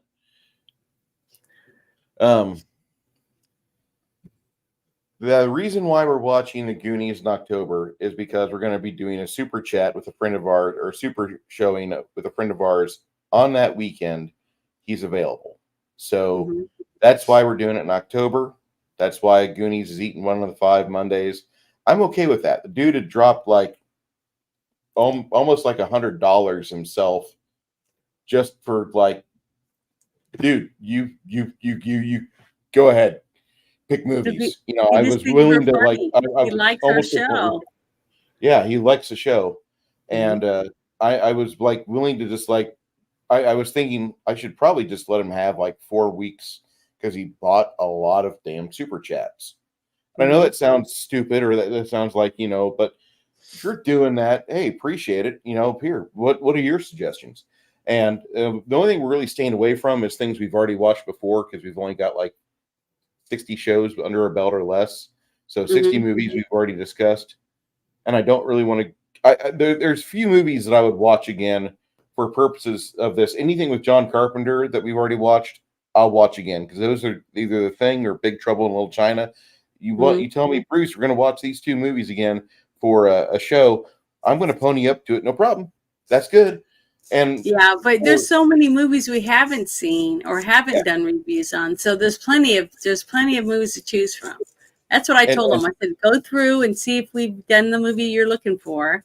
And if we haven't, then if you really want to see it, then that's one you pick. And he chose Goonies. So, and Goonies um, is a great movie. I'm excited about watching it again. I'm not throwing away movies, lady. I'm not throwing away movies. Um, Mages is saying Prince of Darkness. Hmm. Or what about like Abraham Lincoln, the Vampire Hunter? Or I actually saw that in the theaters. Have you seen it? yeah, I saw that. Okay. But Okay. then there's just so many of them. I can't even pick them all out. Alien, you know, Yeah. uh, There's there's so tons many of good really good movies. movies that we could pick that are horror, but could be sci-fi too. So, Mhm. I'd have to I, look at I was movies. I was thinking for my pick, it would be something with Hammer and Peter Cushing. I was Hmm. thinking about doing something with those two because I really like Peter. The more I read about Peter Cushing, Hmm. the more I realize I'm turning into Peter Cushing. Peter Cushing, uh, I'm not as good of an actor as he is ever, nor ever will be. But that man was really into geek culture in a time when nobody recognized geek culture. Geek culture was a niche, and when I say it's a niche, I mean like back before '74, there might have been just a few hundred people across the world that would have gone to the Origins convention for gaming, and mainly those were Hmm. guys that were into Napoleonic war games. Peter Cushing painted figurines like this, like what I got on this desk. And Yeah. I'm saying, like, that was one of his hobbies. He loved miniatures. Hmm. He loved miniatures more than fucking Rick Baker loved miniatures. And that was his thing. Um, so I'm thinking about doing an October for my pick. I got to pick something that Peter Cushing did because he's just kind of turned into one of these late term one of my heroes in life. He really is. And the more I read about him, the more I realize he was a good fella. He was a nice guy. Uh, Mage's Musing says, fun fact: Peter Cushing's boots as Tarkin in Star Wars were too small. So for the up close shots, when they were photographing him from the thighs up, he's wearing slippers on set. Hey, Justin Thor, and Hmm. yeah, he's a good friend of Christopher Lee. Both of them were in the Star Wars franchise, but it was really impressive. The more there are some actors out there, there's some people that you read about that are long gone, but the more you read about them, the more you realize, man, they lived a great life. And yeah, Peter Cushing was into wargaming when Games Designers Workshop was still swimming in their dad's nutsack. It was amazing to read about this guy. And Yeah. I that's going to be one of his movies is going to be my pick for October. I love Uh, the movie. Fright Night was really good. Love that movie. without And any input from you guys, like if we didn't have the option for inputs, there would be enough good scary horror themed movies to fill October's for the next 20 years between me and Janet. Me and Hmm. her easily could pick 80 films that are individually different. I mean, I just, when you mention different things or whatever, or someone says something in the chat, it makes me think of another movie that I remember watching as a kid, or at the theater when I was older, that I really liked, that was scary. That I just love scary movies. I really do. And, it's a little downer if you watch a movie and you hyped it up and then you go to watch it and you're like, oh, it wasn't as scary as I thought. So, Yeah, you know what I'm saying, Boosh. Niche. See. Yeah, he's also a big friend of Christopher Lee's. God, the guy was just freaking amazing. mhm. Get my file when ready. And it's funny. This is Yeah, my like Vincent Price, Vincent Price movies were really good too. So, there's a lot of stuff out there for us to, catalog to go through for good ones. I think there was a newer Fright Night movie that came out in the 2000s. There was the two that came out in the I didn't 80s. like it as much. Okay. The one with Marcy from Married with Children, those are the ones I'm very familiar with. I think it was the original one. I can't remember who all was in it, but the just can't remember the names of the actors. I'm just terrible with names. I see their face, but I can't remember their names, and so I'd have to sit down and write them down. But yeah, the Alien movies are all good. I loved, and then I loved a lot of werewolf movies like the what was the name? The one with Hugh Jackman, and he was Van Helsing. Oh yeah, the Van Helsing film from Yeah, 2000. is that what it was called? Van Helsing? I couldn't remember, but Yeah, that's a good one. And also, the woman that was in that one was in vampire movies. There was like 3 of them. David Tennant and Anton Yelchin. Okay. So there's, just quite a. Oh, American Werewolf in London. That's a good movie too. Didn't we do that one? Not yet. Oh, okay. I've seen it a lot though. It's really good. Here's Hey, we love. could also do Rocky Horror Picture Show. And I don't can think dress have up the as same Janet effect. Weiss. I'll dress up as Janet Weiss. That was a good movie though. Not really horror, but it was really good. I loved it. It's a good cult classic. Hey, Bone. This is a great movie if you like werewolf films. I recommend Dog Soldiers for anybody that likes good werewolf prosthetic effects. Not a lot of CGI. Fantastic. And in Van Helsing, you have the lovely Kate Beckinsale, who she redefines what a woman in tight leather should look like. Sorry. Yeah, she's very beautiful. And when I found out that she was married, her first husband was the guy that played the leader of the werewolves, the lycanthropes or whatever. She got in that role. And they had a daughter together. Yep. Because she wanted him to make some money, and she was going out or freshly married to the director of Underworld at the time. She said, Underworld, that's the series. That's it. Yeah, that's a good series too. That's really Scott Backman. Is that what his name is? That played the young guy that she fell in love with. Yeah, Scott Beckman. Yeah, Scott Beck. No, something like that. So as I said, I'm terrible with names. It's all right. I'm getting there myself, but that's long COVID. I've always been this way. I'm just not real smart. Scott Speedman. Scott Speedman. Yeah, he was really good. I really liked him in these movies. He's in another film called Dark Blue, which I sent you the link to that a while back. But we'll have to watch that because that's one of my other dirty, like absolutely gritty Kurt Russell films that you watch that and you just you're sad at the end of it, but it's a great movie. But so like movies like The Abyss, to me that was right up my alley, sci-fi horror type, type of thing. So those are some of my favorite types of movies, that type of thing, or anything with like good movies with vampires. I just love Mage. God damn it, Mage, this is funny. Kate Beckinsale and Van Helsing, who can be slammed up and down against a castle wall without a scratch, but she dies after being gently lumped into a chase lounge. She ran out of hit points, dude. There was no cleric on that adventure.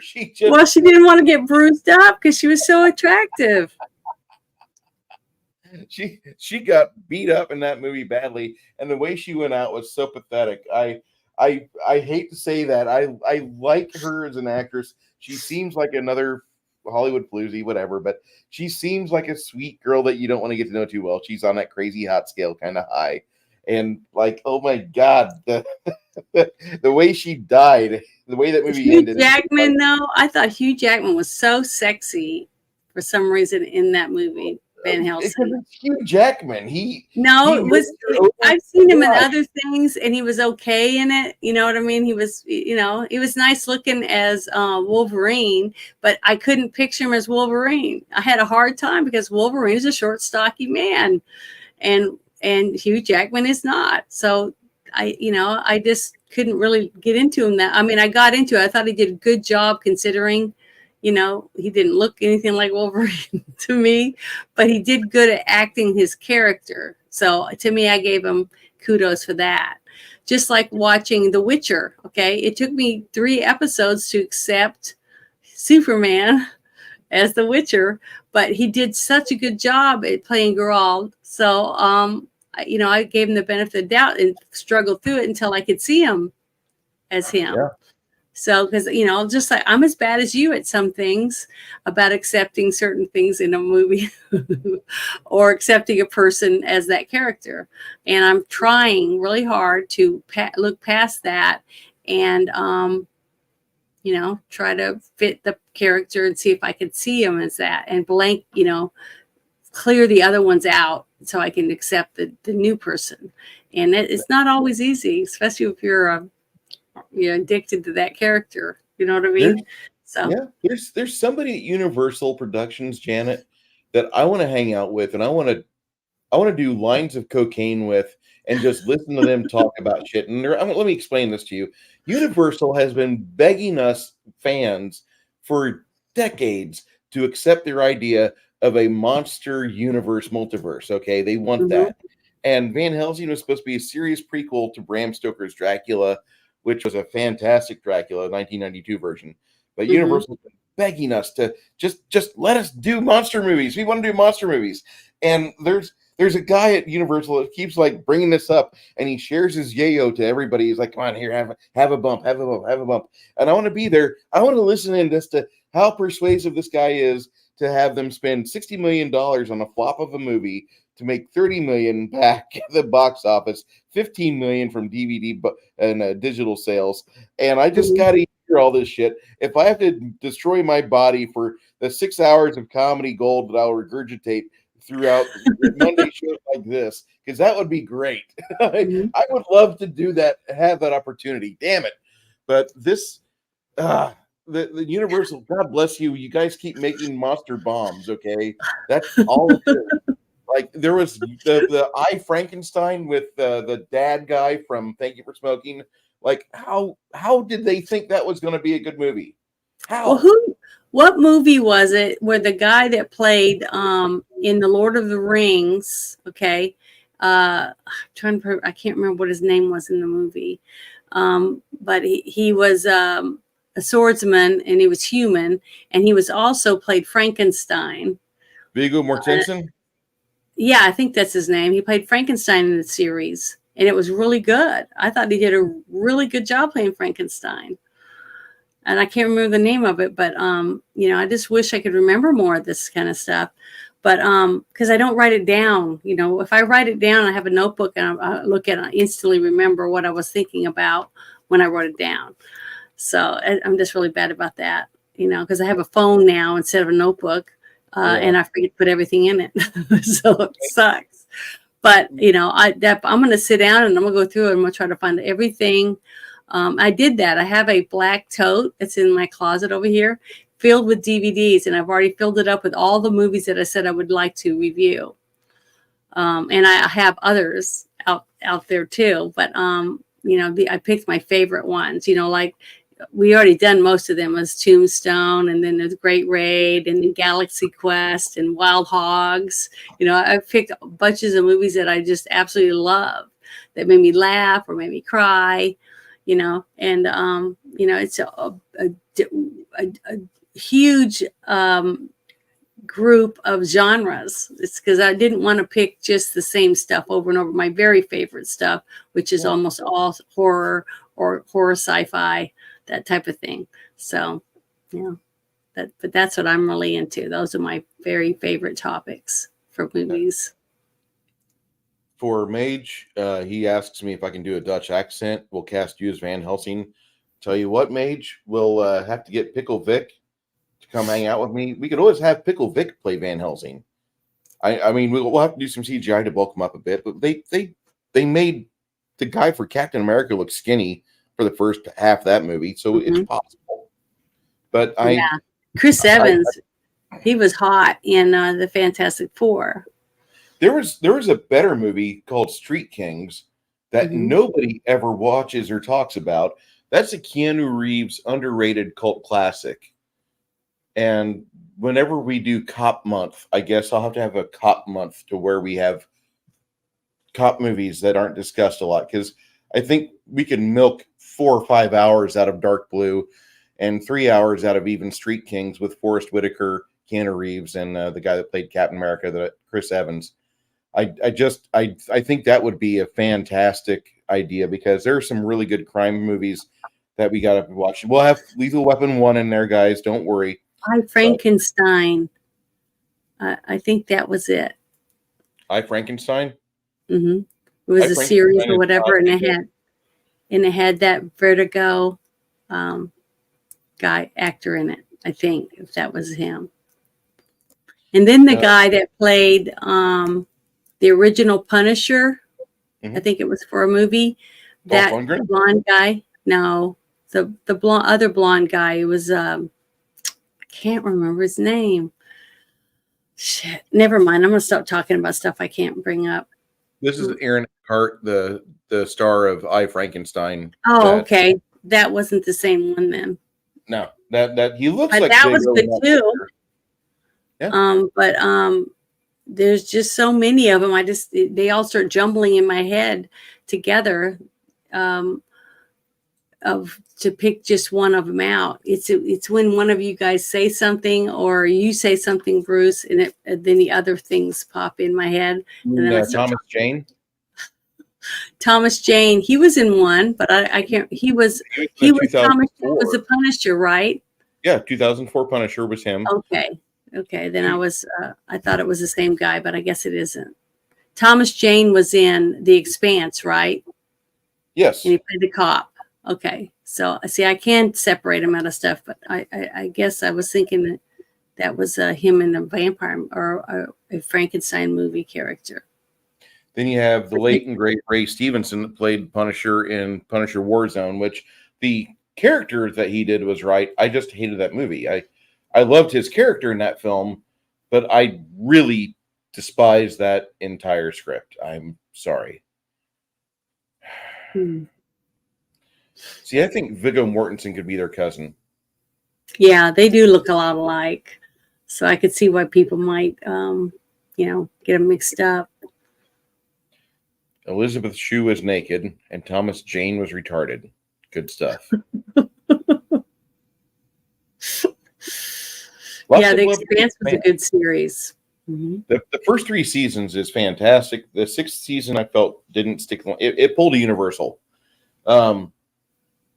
Thomas Jane was in a movie that I really wanted to watch for like 10 or 15 years called Mutant Chronicles, because it was a war game called Warzone, and then it became an RPG and got into a lot of crap because it looked like a lot like Warhammer, and Games Workshop took them to court, screwed them over. But Mutant Chronicles was a lot of fun, and the movie is actually kind of watchable. Aaron Eckhart was in the core, and that's a fairly watchable popcorn film. Then Justin says this, and I'm debating this. Thomas Jane would be perfect if they rebooted Highlander. It's 18 years after Punisher '04, and I think he could do it because he does look like Lambert quite a bit. Mm-hmm. But to me, they don't always have to look just like the other person. They just have to have the character they're portraying down. Whether they look just like the actor that played it before, that to me doesn't really bother me. It's just So whether they're believable. So you're not into watching the Queen Latifah the the Queen Latifah series, The Equalizer. You're not gonna watch it because she doesn't do a good equalizer. Well, yeah, more than likely, no. If I saw 10 or 15 minutes of it and I thought it was terrible, I just won't watch it. She whenever she runs in that movie, they have to edit those parts out. Kind of like whenever I run on camera, I have to edit those parts out. Or is it, I'm not gonna say. I was gonna say something, but I'm not gonna do it. I can't be that mean. Give me my breathalyzer, you kids! Damn it!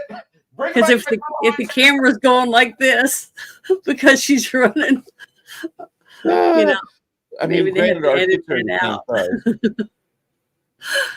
Oh, it's terrible. I shouldn't do that. It's really bad. No, I haven't seen Cocaine Bear. I know that Connell and some other people have seen it like 50 times probably, but I haven't seen it.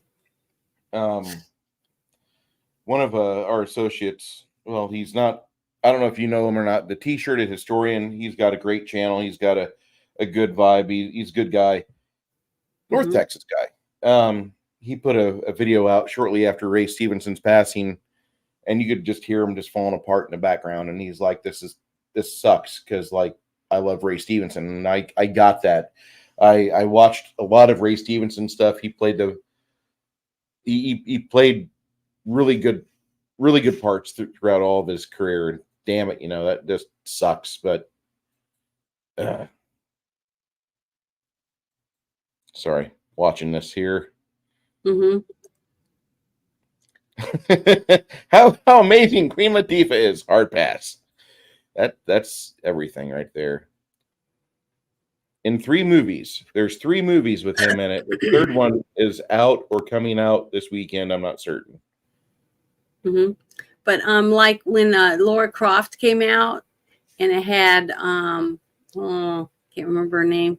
She was married to Brad Pitt for a little bit. Talking about Angelina Jolie. Yeah, Angelina Jolie. And then it came out again with another actress. Was it as good without Angelina? I mean, I didn't see the second one. I didn't see the non-Angelina one. Now, the girl that played Laura Croft was all on social media, and she looked okay doing her weapon drills of loading and unloading. So, I mean, she got to do the thing. She was understanding what it was like to be somebody that had that mentality. So she actually did the drills to load and reload magazines, and she did that. I don't know if the movie was good. I've not heard anything say it was good. Well, I'm trying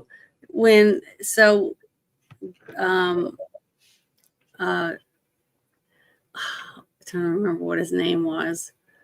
The actor that played the Equalizer, Denzel Washington, right? Someone in my chat said something about Queen is Denzel Washington. He just dressed up with a lot of makeup on. So did they make him?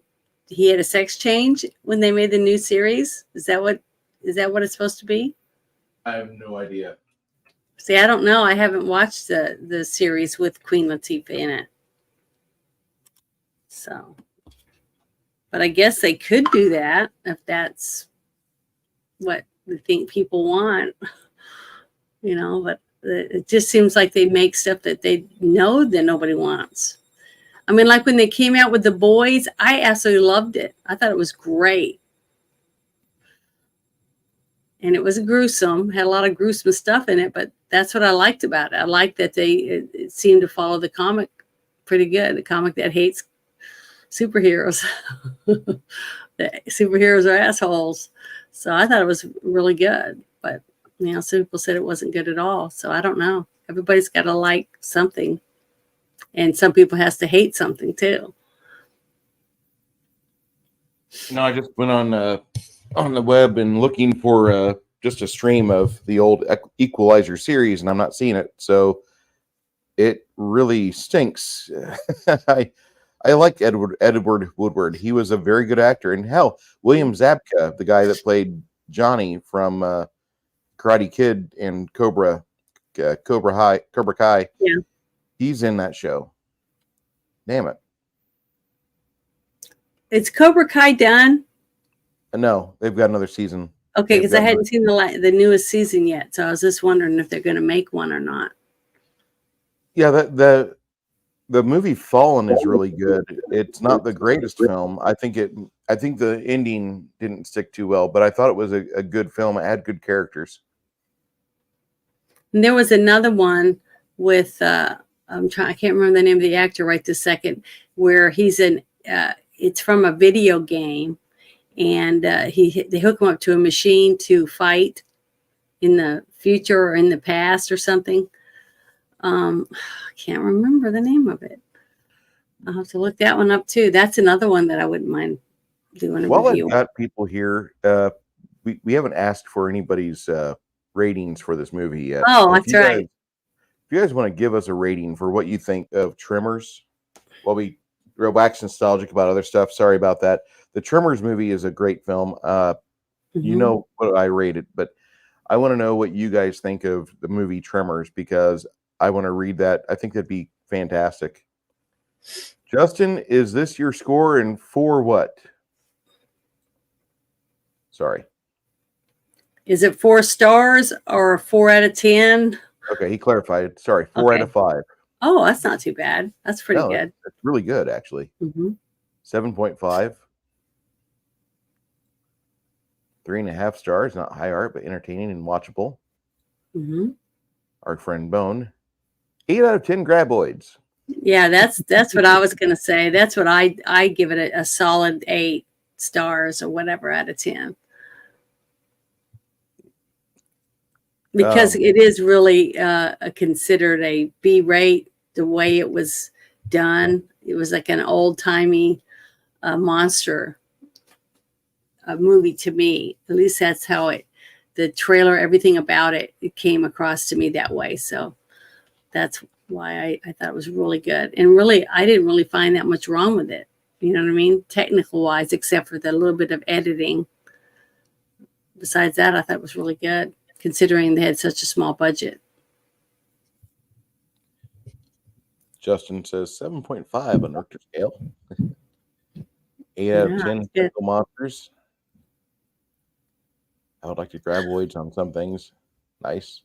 Janet, what is your rating for the movie Tremors? I said 8 out of 10 stars. Fantastic. Definitely. 80 jogs out of 10. The chemistry between the actors was great. It was so great. Bacon and Ward were amazing. The woman is tough, capable, sexy, intelligent, and feminine without being obnoxious girl boss. God. Boosh. Yeah, I didn't see anything woke in this movie. That's one thing I was trying to look for. I didn't see anything. Awesome one, and I agree. I'm rating this movie a 90% out of 100. And the reason why I was almost that close. Well, no, I'm going to go there just for the fact that I'm not going to. This isn't the last time I'm going to watch a movie. I'm going to watch this movie a lot more times than this. And there's the main reason why, and I understand that, Justin. I rate mine on percentile scale because I love percentiles. I think you guys are going to know that once everything releases. But percentiles are life, and I think that this movie is 90% for the fact that they picked a great location to do the production of the movie. They did really good on the set design.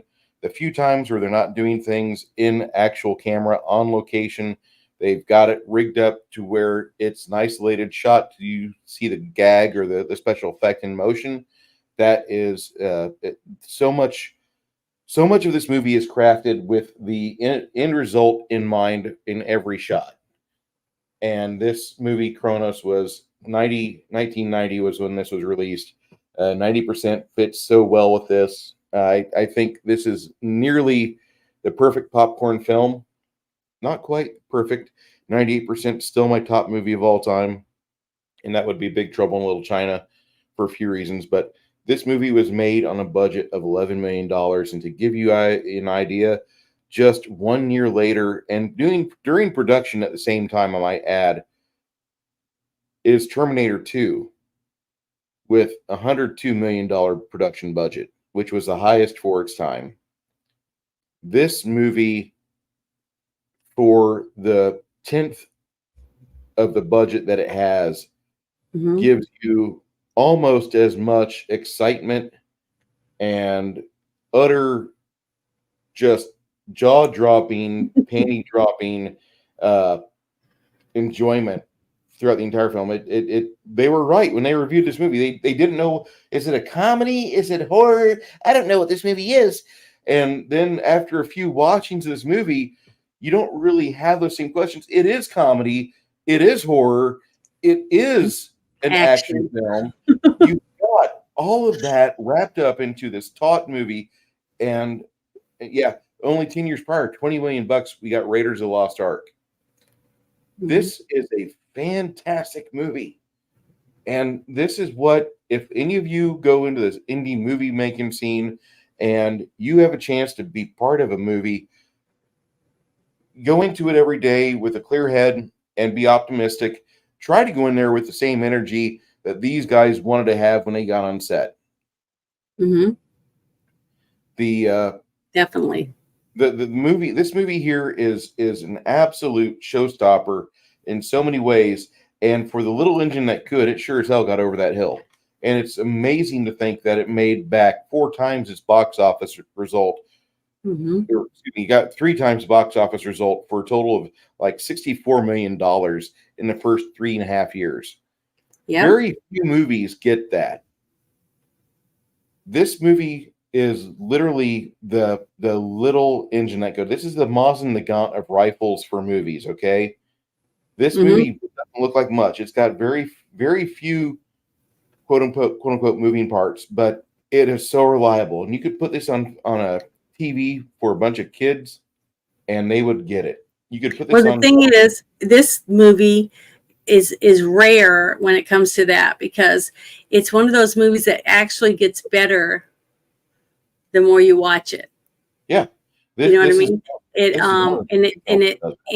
It still lasts through from when it was made till today. Just like you said, if you were to get a bunch of 11 to 13-year-old boys at a party or whatever, and you put this movie in at an overnight sleepover, they'd all watch it.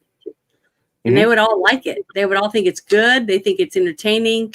I think they would probably want to act out one of the characters after they've seen it.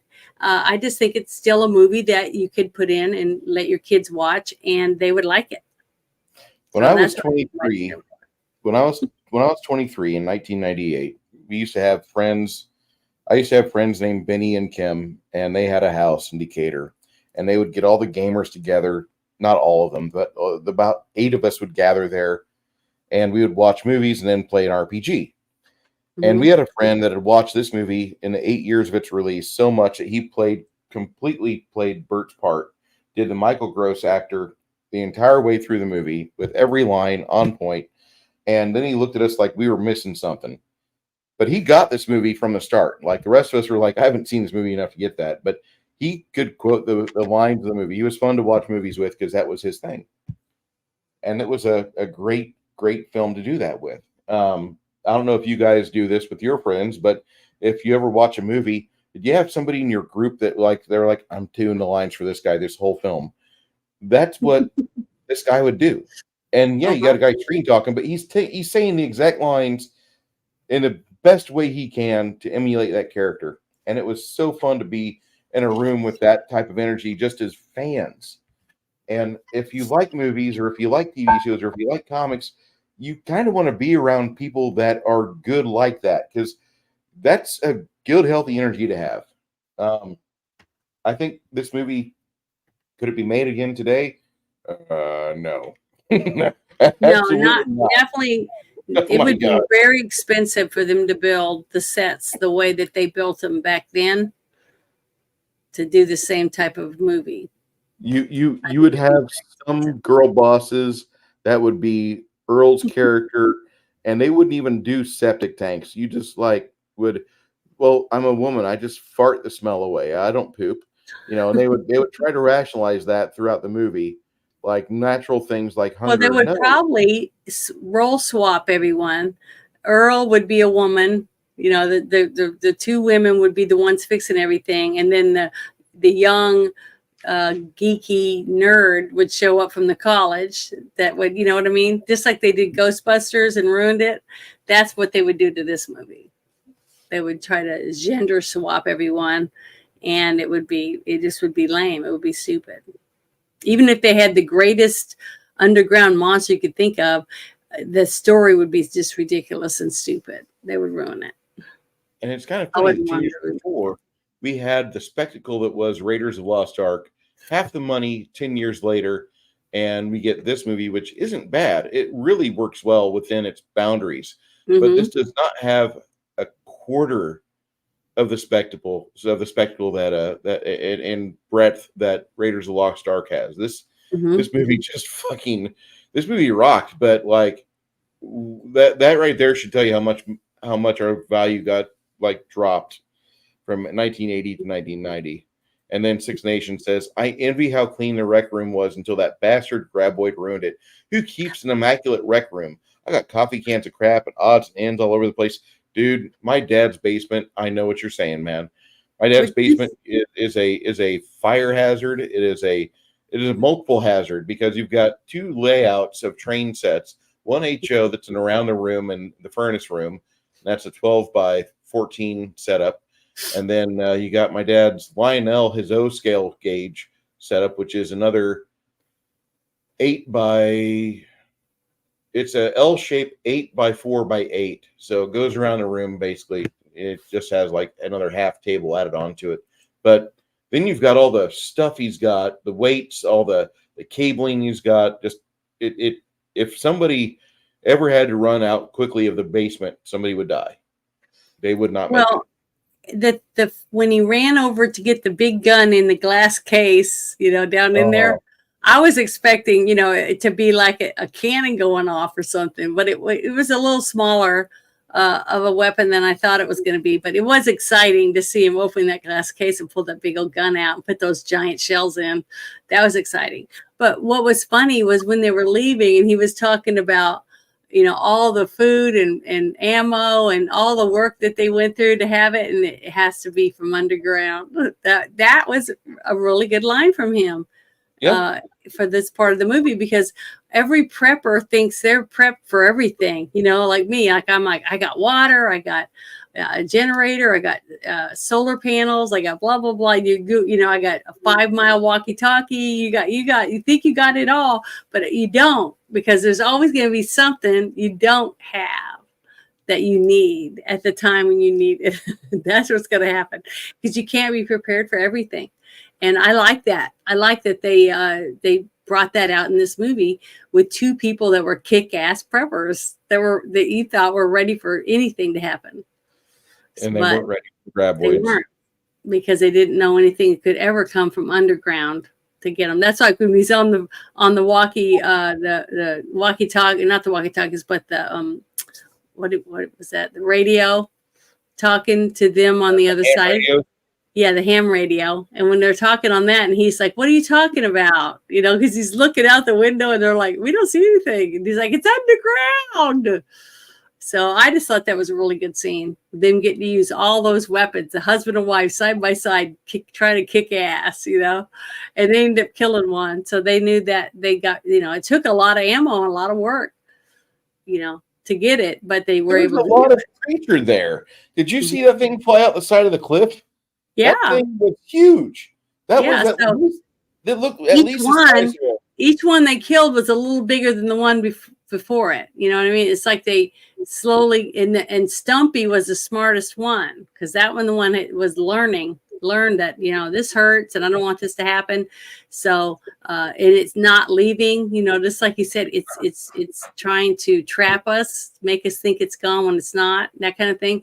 So, Kevin Bacon in the character ended up being a little smarter than we thought he would be, because he seemed like the laid back dum-dum, hillbilly boy, but he ended up being a lot smarter because of his actions. So, that was great. I just thought it was really good. I thought they did a really, really phenomenal job on a lot of the things that they did for this movie. I'm glad we watched it. This is a fantastic. I couldn't hear you. This again, I mean, I'm gushing about the movie, but this is one of the few films that you watch with your friends and you're just amazed that how could they do this with the budget they had. And I kind of wonder about that. This is a great expose of what you can do with a dedicated script with people that are specialists in the field. Mm-hmm. And you see the care they took in this movie. Mm-hmm. I'll show you guys. I just. You going to share the link that you share with me with everybody in the chat? Nope. I'm going to share something else. This is the ending of the film, quote unquote, fair use, guys. Look at the size of that thing. I love that. That's. Can you fly, sucker?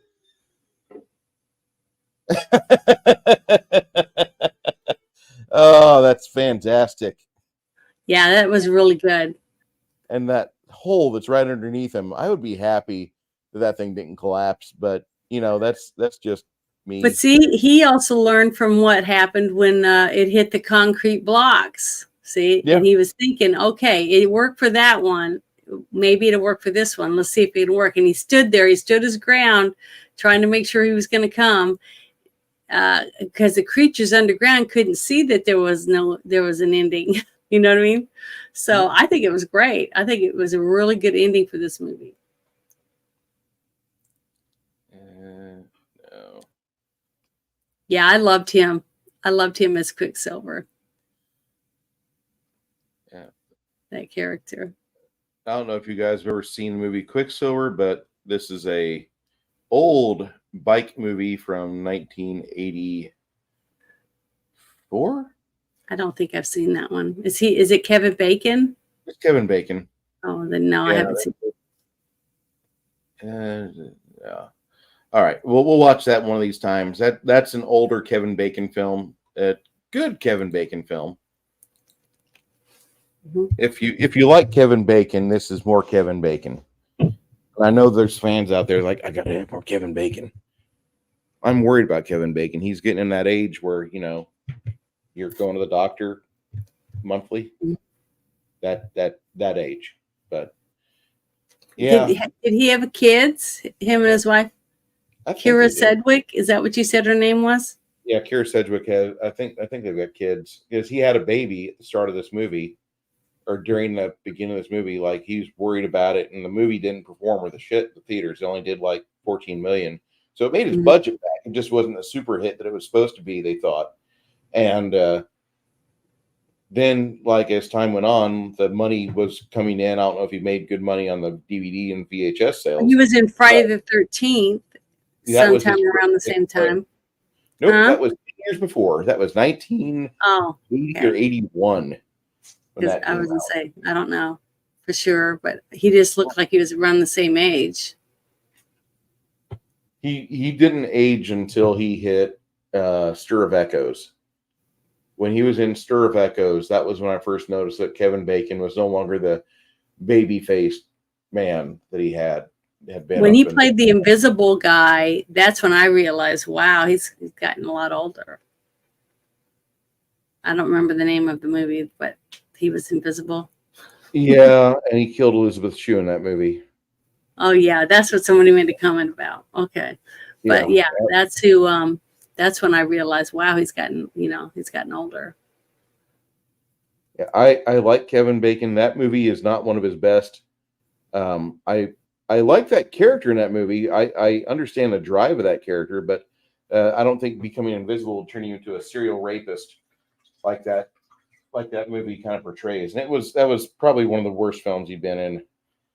That Mhm. actually might be the low point for his entire career. But do you have anything further that you would like to say about this? No, not really. Just that thank you guys for coming and joining this movie with us. I think it was great. And if you guys want to watch next week when we watch this movie Constantine, come and join us in Discord. It was a lot of fun to sit around and watch a movie and talk about it and stuff a little bit to get ready for the review. We had a If- crew of like 8 people, I think, at one Yeah, point. it was pretty good this last time. It was a lot of people there. It was fun. All right. Thank you. And we will see you next week. Until then, the balcony is closed. Good night, guys. Good night.